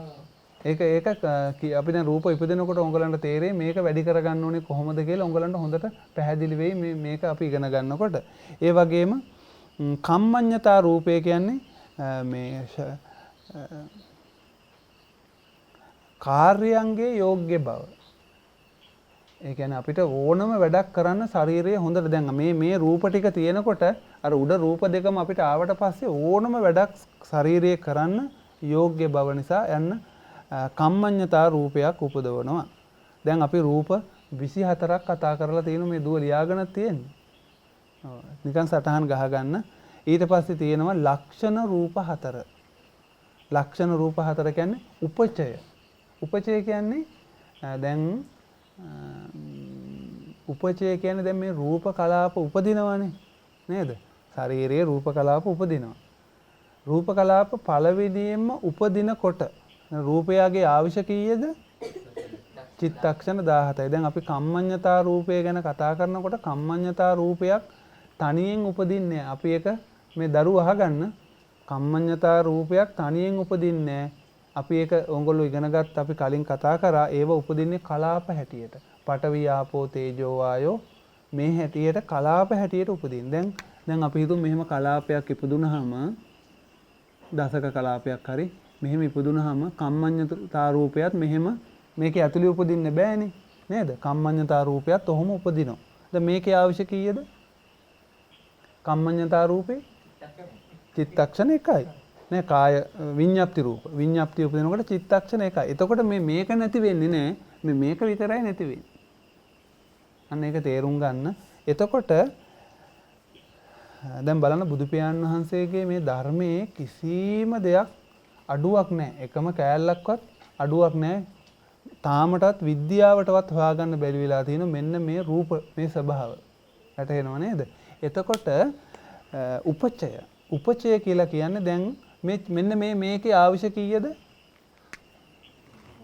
චිත්තක්ෂණ 17යි මම දැන් පස්සේ කියලා දෙනවා උඹලන්ට මේ රූප හරියටම කොහොමද හටගන්නේ ඒ වගේම අරමුණු වෙන්නේ කොහොමද කියලා අර ඒ හිත ගැන පොඩ්ඩක් කතා කරන්න නැතුව මට ආවිෂ ගැන තාම කතා කරන්න බෑ. උඹලන්ට පස්සේ හොඳට තේරෙයි මේකේ චිත්තක්ෂණ 17ක්. ඒ කියන්නේ සිත 17 වතාවක් නැති වුණාට පස්සේ තමයි මෙන්න මේ රූප කලාපයක් නැති වෙන්නේ. එතකොට උපචය කියලා කියන්නේ මෙන්න මේ රූප කලාපයේ පළවෙනි පහළවීම. තේරුණා නේද? උපචය කියලා කියන්නේ ඒකයි. ඇයි ඒකට එහෙම නමක් දැම්මේ? මේක ලක්ෂණයක්. ලක්ෂණ රූප කියන්නේ හැටි. ඇයි උපචයක් දැම්මේ? මේක වෙනස් වෙනවනේ. දැන් අපි හිතමු දැන් මේකේ ස්වභාවයක් තියෙනවනේ. මේ 17 ස්වභාවයක්. මේකේ පාටක් තියෙනවා. දැන් මේක 15 වෙදි. මේකේ 15 වෙදි මොකද වෙන්නේ? මේකේ පාටයි සුවඳයි මේක ඔක්කොම වෙනස් වෙනවා මේ රූප කලාපෙම. නේද? අන්න ඒක වෙන ස්වභාවය. එතකොට ඒක වැරද්දක් සිද්ධ වෙනවනේ නේ. දැන් මේක පඨවි ආපෝ තේජෝ වායෝ කියලා අපි කියන මේ හතර විතරයි මෙතන තියෙන්නේ. ටික වෙලාවක් යනකොට ඒ හතරමයි. හැබැයි ඒක වෙනස් වෙලා. නේද? අන්න ඒ වෙනස් වෙන නිසා තමයි මේ වෙනම ලක්ෂණ රූපයක් හැටියට මේ පළවෙනියෙන්ම පහළ වෙන රූප කණ්ඩායමට උපචය කියලා දැම්මේ. ඊට පස්සේ තියෙනවා සන්තති. සන්තතිය කියලා කියන්නේ නෑ මේකේ අවසාන එක. අවසාන එක. එතන සන්තතියෙන් පස්සේ එකක් නෑ. සන්තති කියන්නේ අවසාන රූප පිණ්ඩය. මට මතක හැටියට බලමු. ඔව් රූපයේ බිඳීමෙන් පසු මේ රූපයේ බිඳිනකොට ඒකට කියන ලක්ෂණය. දැන් එහෙම රූපයක් තියෙනවද මහත්තයා? එහෙම රූපයක් නැහැ. මේ ලක්ෂණයක් කියලා කියන්නේ. අන්න දැන් ඔන්න අපි උපචය මොකද? සන්තති. උපචය සන්තති. ලක්ෂණ රූප 3. උපචය සන්තති කියලා රූප දෙකක් ඉගෙන ගත්තා. ඊට පස්සේ ජරතා. ජරතා කියලා කියන්නේ ජරාවටපත් වෙනවා. දැන් ජරාවටපත් වෙනවා කියලා අපිට රූපයක් පෙන්වන්න බෑ. දැන් මේ රූප මෙහෙම මං ඇඳන ඔන්න 17 16 ඊට පස්සේ 15 ඔහොම එකට වෙනකන් අඳිනෝනේ. එතකොට මේ 17 ඉඳලා පටන් අරන් මේක නැති වෙලා යනවා. එතකොට මේ නැති වෙලා යන සම්පූර්ණම කාලෙට මොකද ඒකට රූපෙට වෙන්නේ? මේ රූපේ මේ 17 තියෙනා වගේ නෙවෙයි 15 තියෙන්නේ. 15 තියෙනා වගේ නෙමෙයි 14 තියෙන්නේ. මේක චුට්ට වෙනස් වෙලා. තේරුණා නේද? දැන් එතකොට බලන්න මේ බිත්තිය. මේ බිත්තිය මම ඒකයි කිව්වේ මේ බිත්ති මේ හැම දෙයක්ම වැඩ කරනවා. දැන් අපිට හිතෙන්නේ අපි විතරයි වැඩ කරන්නේ. ක්‍රියාත්මක වෙන්නේ. හැබැයි එහෙම නෙමෙයි බිත්තිය ඇතුලේ මේ ක්‍රියාව සිද්ධ වෙනවා. යම් කිසි ක්‍රියාවක් මේ සිද්ධ වෙනවා. වැඩ කරනවා. උංගලන්ට තව බය වෙන්න එපා මේ අලුත් කට්ටියට. තව මේක පැහැදිලි වෙනවා. තව අපි මේක එන සතිය වෙනකොට අපිට මේක ගොඩාක් විස්තර ඉගෙන ගන්න පුළුවන් වෙයි. එතකොට අන්න ඒකට කියනවා ජරතා කියලා. ජරාවටපත් වෙනවා. ඊට පස්සේ මොකද්ද වෙන්නේ? අනිච්චතා. අනිච්චතා කියන්නේ මේ රූප පිණ්ඩය, රූප කලාපය සම්පූර්ණම නැති වෙලා යන එකට අනිච්ච කියලා කියන්නත් පුළුවන්. මේ පිණ්ඩය නැති වෙච්ච මේ කලාපය මේ එකක් නැති වෙච්ච එකට අනිත්‍ය කියලා කියන්න පුළුවන්. ඒ වගේම දැන් මේ ජරතා ගැන කතා කරද්දී දැන් අපි මේ රූපය අනිත්‍යයි කියලා කතා කරනකොට මෙන්න මේ හතර නේද? අපි කතා කරන්නේ. හැබැයි ජරතා කතා කරද්දී මෙන්න මේ පටවිය ඇතුලේ. දැන් මේක හතරක්නේ තියෙන්නේ. මේ හතර වෙන් කරන්න බෑනේ. හැබැයි මේ ජරතාව කියන එක මේකේ ඇතුලේ වෙනම සිද්ධ වෙනවා. පටවිය වෙනස් වෙනවා. ඒකයි දැන් මෙන්න මේක ටික දවසක් තියෙනකොට මොකද වෙන්නේ? මේකේ පාට වෙනස් වෙනවා. පාට වෙනස් වෙලා ටික දවසක් යනකොට මොකද වෙන්නේ? අන්න ඊට පස්සේ මේක සමහරක් වෙලාවට පිපුරුම් ගිහිලා තියෙනවා. පිපුරුම් ගිහිලා නැත්තම් මේක මෙහෙම බුබුලු ඇවිල්ලා මේක පිටි වෙලා වැටෙනවා. හැබැයි මේ විදිහට කවදාකවත් පිටි වෙලා මේක වැටෙන්නේ නැහැ. එහෙනම් උඹලා පොඩ්ඩක් හිතලා බලන්න මේක හදපු හැටියටම ජරතා කියන ලක්ෂණයක් මේක නොතිබුණා නම් මේක පිටි වෙලා වැටෙනවද? නෑ. අන්න බලන්න හැම එකම උඹලා බලන්න පෘථිවියෙන් ගන්න හැම එකම එක්ස්පයර් ඩේට් එකක් තියෙනවා. වතුර බෝතලේ තියෙනවද එක්ස්පයර් ඩේට් එකක් ගහලා? වතුර බෝතලේ ඒකත් එක්ස්පයර් වෙන්න ඕනේ. ඒකේ මොනවද තියෙන්නේ? ඒකෙත් ওই ටිකම තමයි. නේද? අන්න බලන්න ජරතා කියන එක මේ වලටත් පොදු ලක්ෂණයක්. අනිත්‍යතා කියනකොට මෙන්න මේ රූප කලාපය සම්පූර්ණයෙන්ම බිඳෙනවා. බිඳිලා නැති වෙන එකට අනිත්‍යතා කියලා කියනවා. ලක්ෂණ රූප 4ක්. ඔන්න බලන්න ඕකේ දැන් අපි රූප 28 ඉගෙන ගත්තා. ඊට පස්සේ දැන් අපි පොඩ්ඩක් කතා කරගමු මේ ගෝචර රූප ටික කොහොමද සිද්ධ වෙන්නේ කියලා. දැන් මේ ළමයි කියන්න ඕන මට ටක් ගාලා අපි ඉගෙන ගත්ත රූප ටික. අපි ඉගෙන ගත්තේ මොනවද? පළවෙනියෙන්ම භූත රූප. නේද?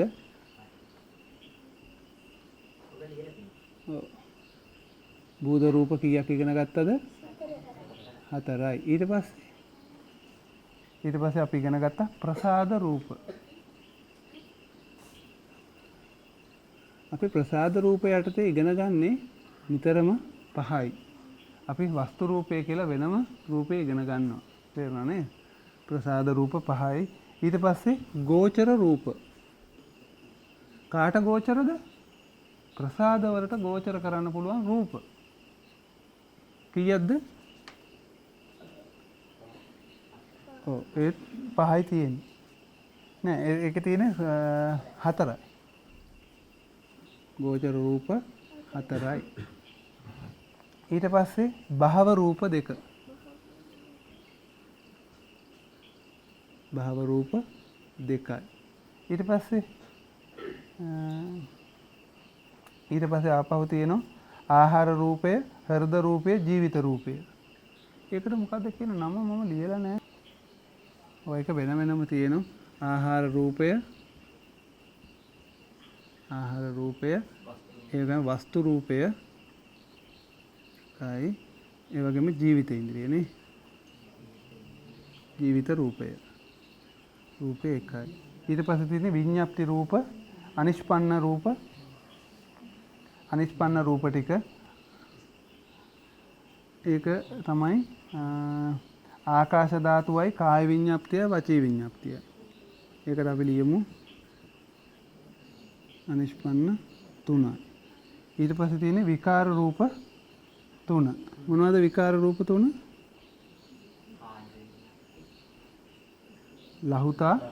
ලහුතා, මුදුතා, කම්මඤ්ඤතා. ඒවා 3යි. ඊට පස්සේ තියෙන්නේ ලක්ෂණ රූප 4. ඕ. දැන් රූප ඔක්කොම කීයක්ද? 28යි. අපි හිතමු මේ පිරිමි කෙනෙක් කියලා. එතකොට රූප කීයද? 27යි. දැන් අපි මෙහෙම ලියුවොත් මොකක්ද අපිට මේකට කියන්න පුළුවන්? පොදුවේ මේ කැලේ ටික ඔක්කොටම සත්‍යයක් කියලා කියන්න බෑනේ. කියන්න පුළුවන් මෙන්න මේ විකාර රූප මේ ටික තියෙන නිසා අපි සාමාන්‍ය කියන්න පුළුවන් මොකද්ද? අපේ දුයි මොකද්ද මේ අපි දැන් මේ බෙද බැලුවේ මොනවද මේ? රූප කොහේ රූපද? ශරීරේ. තේරුණා නේද? දැන් මේකේ රූප ටික අපි බැලුවොත් මේකේ මොනවද තියෙන්නේ කියලා බැලුවොත් අපිට යන්න වෙන්නේ මෙන්න මෙතනටයි මේ ගෝචර රූප ටිකටයි අපි ඒවා ගිය සතියේ අපි කතා කරා නේද? එතකොට මේ අපි ඉගෙන ගත්තේ සත්වයේ සාමාන්‍ය මේ මහත්යගේ ශරීරේ මෙන්න මේ රූප ටික තමයි මේ විදිහට තමයි අපිට තියෙන්නේ. ඒ වගේම මේ ලෝකේ මේ රූප හරි. එහෙම නැත්නම් මෙන්න මොන දේ තිබ්බත් අපිට අඳුන ගන්න පුළුවන් මොනවද? අපිට මොනවද තියෙන්නේ අඳුන ගන්න? අපිට තියෙන මොනවද? ඇස. ඇස තියෙනව නේද? අපි ඒකට මොනවද කියන්නේ? චක්කු ඉන්ද්‍රිය. චක්කු ඇස තියෙනවා. තව මොනවද තියෙන්නේ? කන. තව මොනවද තියෙන්නේ? නාසය. තව දිව.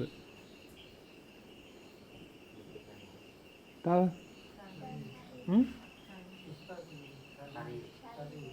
කය. ශරීරය කියලා ලියමුකෝ. නැත්තම් කාය ප්‍රසාද ශරීරය. තවත් අපිට මනස කියලා තියෙනවා අපි ඒක යටින් ලියමුකෝ. එතකොට දැන් මේ ලෝකේ තියෙන්නේ මොනවද දරුවෝ? ලෝකේ තියෙන්නේ මට කියන්නකෝ. අපි ඉගෙන ගත්ත හැටියට.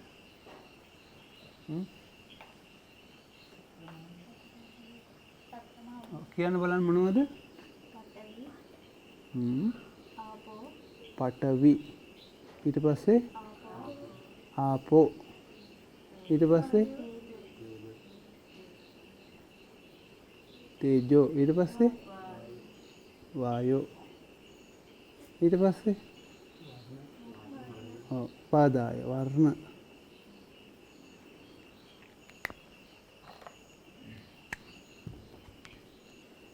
ඊට පස්සේ ඊට පස්සේ ඕජා. ඒක මේ තියෙන සුද්දාෂ්ටකයක් නේ. මේකේ තියෙන ටිකක් තමයි මේ ලිව්වේ. ඒ වගේම තව රූප සත්ත්ව ශරීරයක් ගත්තොත් තව රූප කීයක් ඉතිරි වෙලා තියෙනවද? රූප තව 20ක්.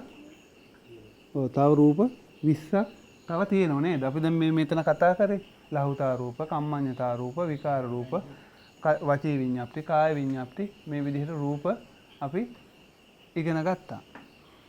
මොන තරම් ලෝකයේ දේවල් තිබ්බත් අපිට මේවා දැනගන්න තියෙන්නේ මොනවද තියෙන්නේ අපිට දැනගන්න? අර ටික තමයි. නේද? ඇසට මොනවද දැනගන්න පුළුවන්? ඔව් ඇසට දැනගන්න පුළුවන් වර්ණය නේද? කනට ශබ්දය. මේ ශබ්ද උපදින ක්‍රම දෙකක් ගැන අපි කතා කරා.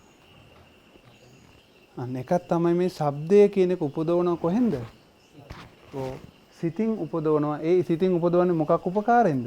වචී විඤ්ඤාප්ති රූපයෙන්. අන්න සිතින් ශබ්ද උපදවන්න පුළුවන්. තව ඍතුවෙන් ශබ්ද උපදිනවා. ශබ්ද රූප උපදිනවා. පඨවි එහෙම කැඩුනහම ඒත් ඉතින් අරකෙන්මනේ උපදින්නේ. අපි පස්සේව කතා කරමු. කනට මොනවද තියෙන්නේ? ශබ්ද. තව දෙයක් පුළුවන්ද මෙතනින් අඳුරගන්න? පුළුවන්ද? ඔව් නාසයෙන් මොනවද? දිවට? ශරීරයට? පඨවි ආපෝ කියන්නේ කොහොමද? මුතලි කියන්න. ශරීරයට කොහොමද වතුර දැනෙන්නේ? වතුරේ මොනවද දැනෙන්නේ දුවට? ඒ තේජොනේ. තාම නෑ දැනෙන්නේ. වතුර වලින් ගැහුවත් මොනවද දුවට දැනෙන්නේ? පඨවි නේද? ඇහක් ගැලවිලා යන තරම් වතුර පාරක් ගහන්න පුළුවන් පඨවි. කොහොමද වතුර දැනෙන්නේ කොහොමද? කියන්න බලන්න. මොකද?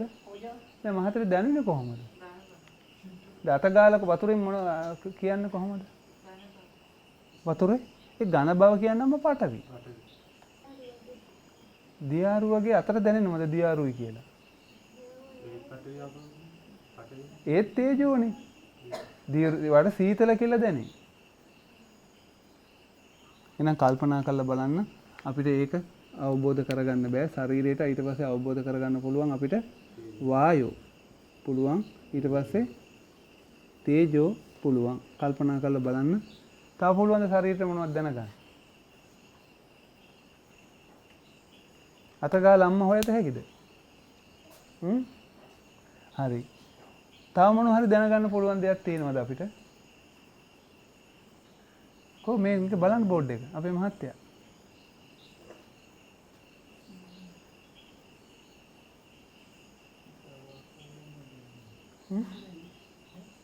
නෑ හිතලා බලන්න. දැන් ඔයගොල්ලන්ටනේ තියෙන්නේ ඕනේ.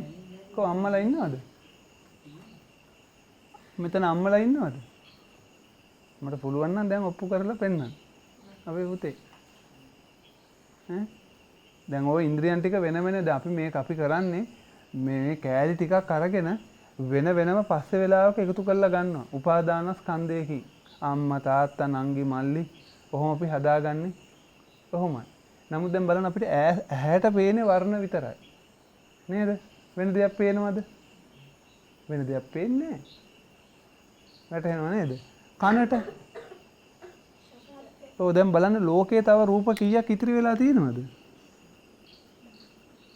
දැන් මෙතන 9ක් තියෙනවනේ නේ.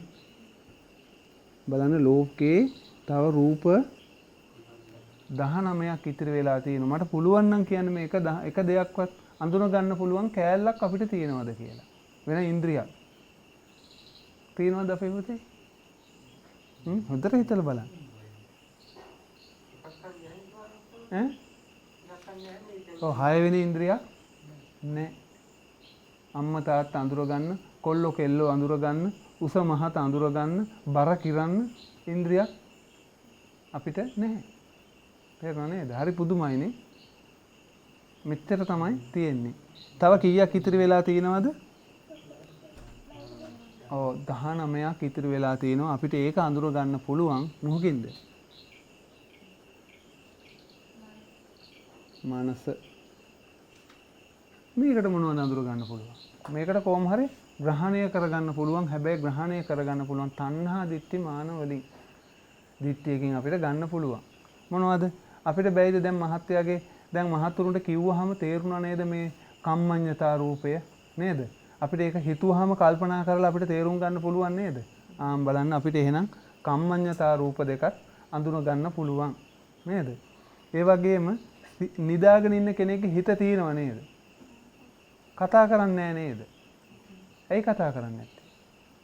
කතා කරන්න චේතනාවක් එයාට නැහැ නේද? එහෙනම් අපිට ඒකෙනුත් තේරෙනවා එහෙනම් අලුත් දෙයක් හදන්න ඕනේ කතා කරන්න හිතින්. එහෙනම් අපිට වචී විඤ්ඤාති රූපයත් හිතා ගන්න පුළුවන් නේද? ඒ වගේම කාය විඤ්ඤාති රූපයත් අපිට හිතා ගන්න පුළුවන්. එහෙමනම් බලන්න මනසට මෙන්න මේ රූප 19ම ගෝචර කරගන්න පුළුවන්. හැබැයි ලේසියටම අපිට ගන්න පුළුවන් මෙන්න මේ ටික ගෝචර කරගන්න පුළුවන්. දැන් අපි තව මේවා ආපහු විස්තර වෙනවා. ඒක නිසා මේක හොඳට මතක තියාගන්න. එහෙනම් මනසට තමයි ඊතුරු ටික අපිට මෙනෙහි කරගන්න, ගෝචර කරගන්න පුළුවන්. තව මොනවද තියෙන්නේ ලෝකේ? තව තියෙනවා අපි දැන් මේ කතා කරන්නේ රූප ටික විතරක් නේද? තව තියෙනවා නාම ධර්ම අපි ඉගෙන ගත්තා කීයක් තියෙනවද?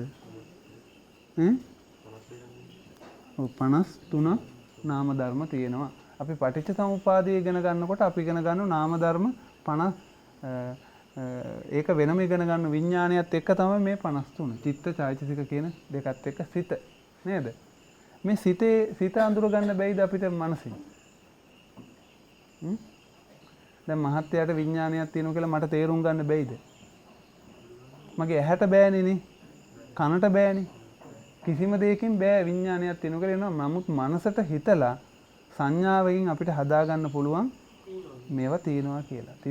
එහෙනම් මනසට බලන්න මේ ධර්මදා ටිකත් අපිට ගෝචර කරගන්න පුළුවන්. දැන් මෙතන ඔක්කොම කීයක් තියෙනවද?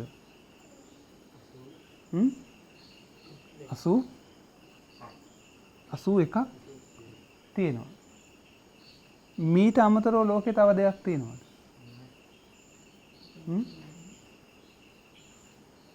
අපේ මහතුරුන්ට තේරෙන්නේ අපි මේ දුවලට තේරෙන්නේ මොකද අපි ගිය සතියේත් මේක ගැන කතා කරපු නිසා. මීට අමතරව ලෝකේ තියෙනවද දුවේ? කොහොමද එකපාරට නැහැ කිව්වේ? කල්පනා කරන්න වෙයි තියෙනවද කියලා. මීට අමතරව දෙයක් ලෝකේ කොහෙත්ම තියෙන්න බෑ මොකද? ඔව් හැබැයි ඒක අරමුණු කරන්න බෑ. ඔව් ඒක නෑ මනසට අරමුණු වෙනවා කියලා අපිට කියන්න බෑ ඒක.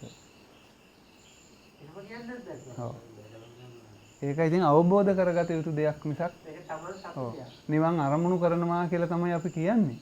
නමුත් ඒක මේ තියෙන කිසිම දෙයකින් අයිති දෙයක් නෙවෙයි. හැබැයි අපිට ඒකට අපිට මේ සාමාන්‍ය කෙනෙකුට මනසට ගන්න පුළුවන් නම් ඒකත් ලෞකික ධර්මයක් වෙනවා. එහෙනම් අපි මේ කතා කරේ මේ ධර්මතා 81 ලෝකයක් ගැන නේද? අපේ දුවේ ලෝකයක් ගැන. එහෙම නැත්නම් විශ්වයක් ගැන. දුවට බය නැතුව අඟහරු වල මොනවා ළමයි තියෙන්නේ? ඔව් දුවට අඟහරු වලට ගියත් මෙතනින් එහාට දෙයක් අඳුර ගන්න පුළුවන්ද? ඇමරිකාවේ. ඔය එහෙනම් දැන් දහම් පාසල පටන් ගත්තාම අනුරාධපුරේ හැමේ යන්න කතා කරන්න එපා. එහෙ ගියත් ඕව තමයි තියෙන්නේ. නේද?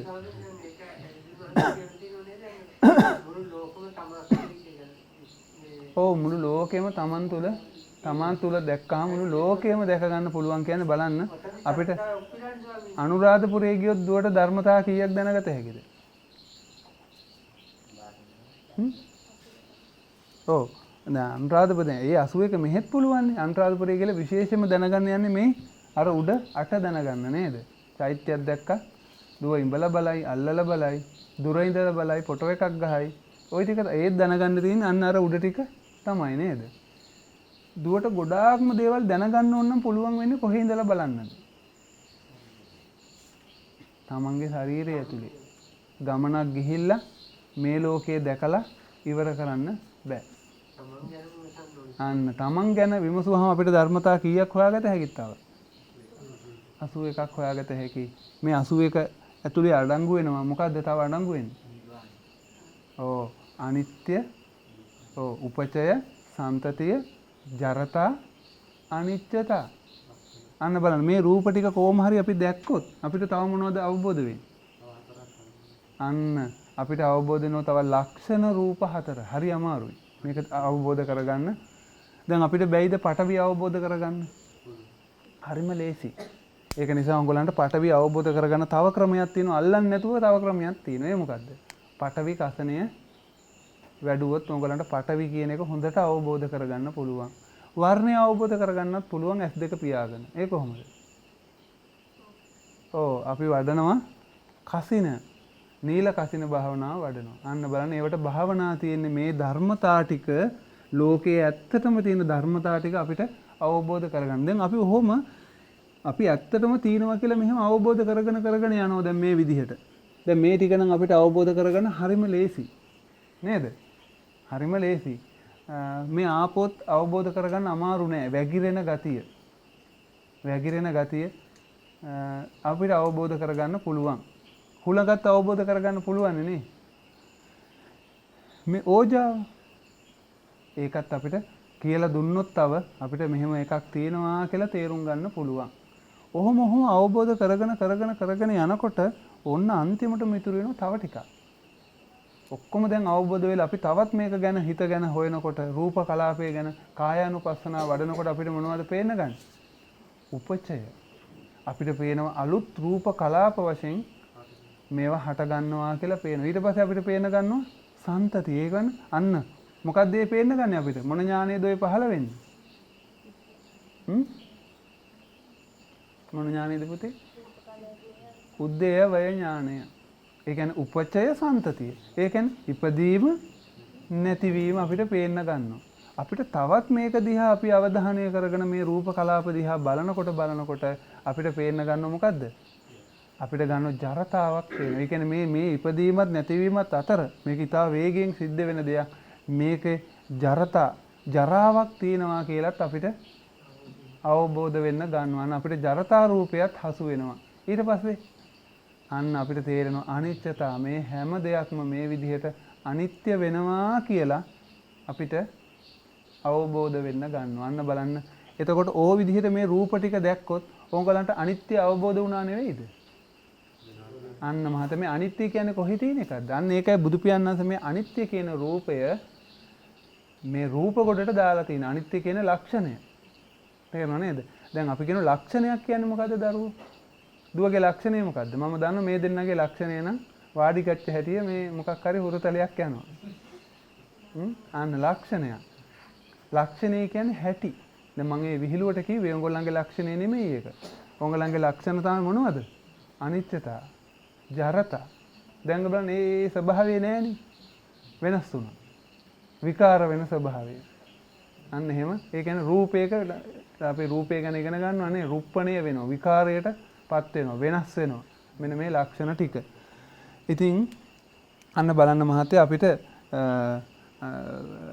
මේ රූප කලාප ගැන අපි ඉගෙන ගත්තාම අපිට ඒ කියන්නේ අපිට එකපාරට පුළුවන් ද මේ සියුම් දෙයක් ඉගෙන ගන්න. දැන් මේ එකපාරට මේ දරුවට පුළුවන් ද කැම්පස් යන්න? බැහැ. අපි නම් මුලින්ම අපිට පේන අපි දැන් වර්ණයක් දකිනකොට අපි වර්ණයේ විදිහට දකින්න පුරුදු වෙන්න ඕන. නේද? අපි වර්ණයෙන් ගෑනු ළමෙක් දැක්කොත්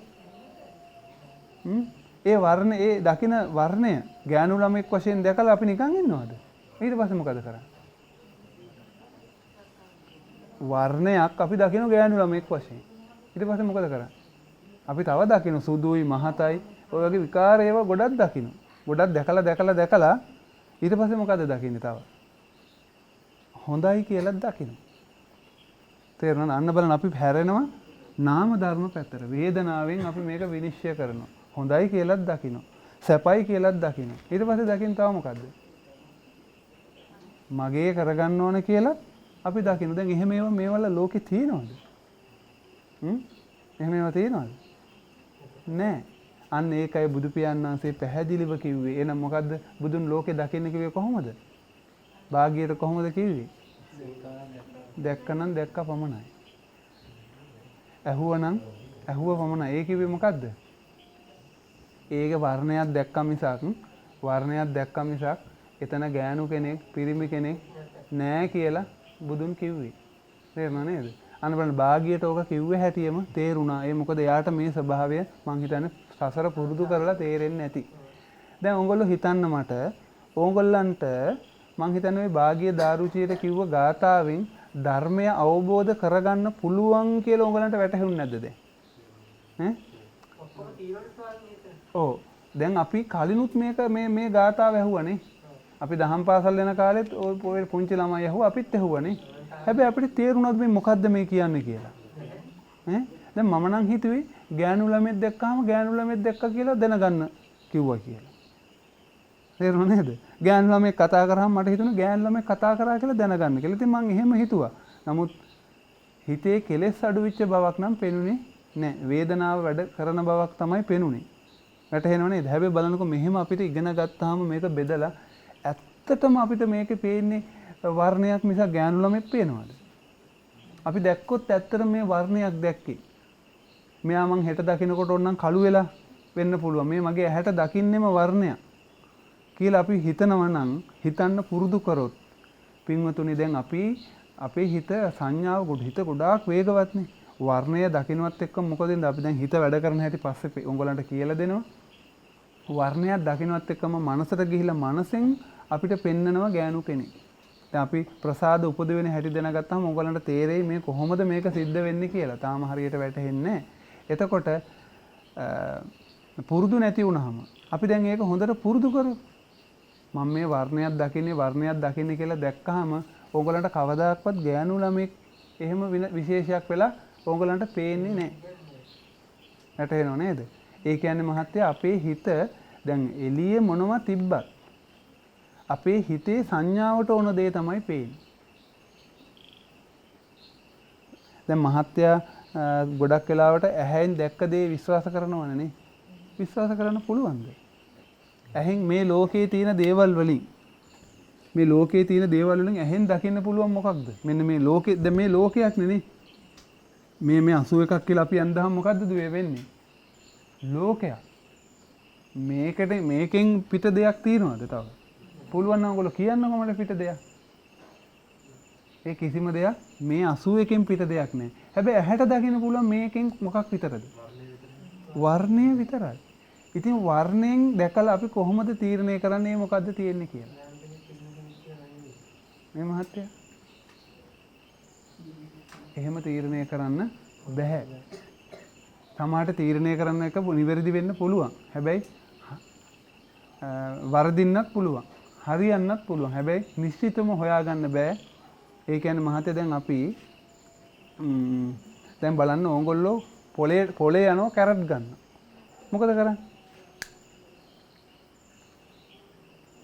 ඕගොල්ලෝ ඔක දන්නවා. ඕගොල්ලෝ මොකද කරන්නේ? කැරට් ගොඩම එහෙට මෙහෙට පොඩ්ඩක් පෙරලලා බලනවා. ඉඹලත් බලනවා සමහරක් වෙලාවට. ඔව් ඉස්සර නම් මම ගෙදරට බඩු ගෙන යහම කාලත් බලනවා. එතනදිම කාලත් බලනවා කොහොමද කියලා.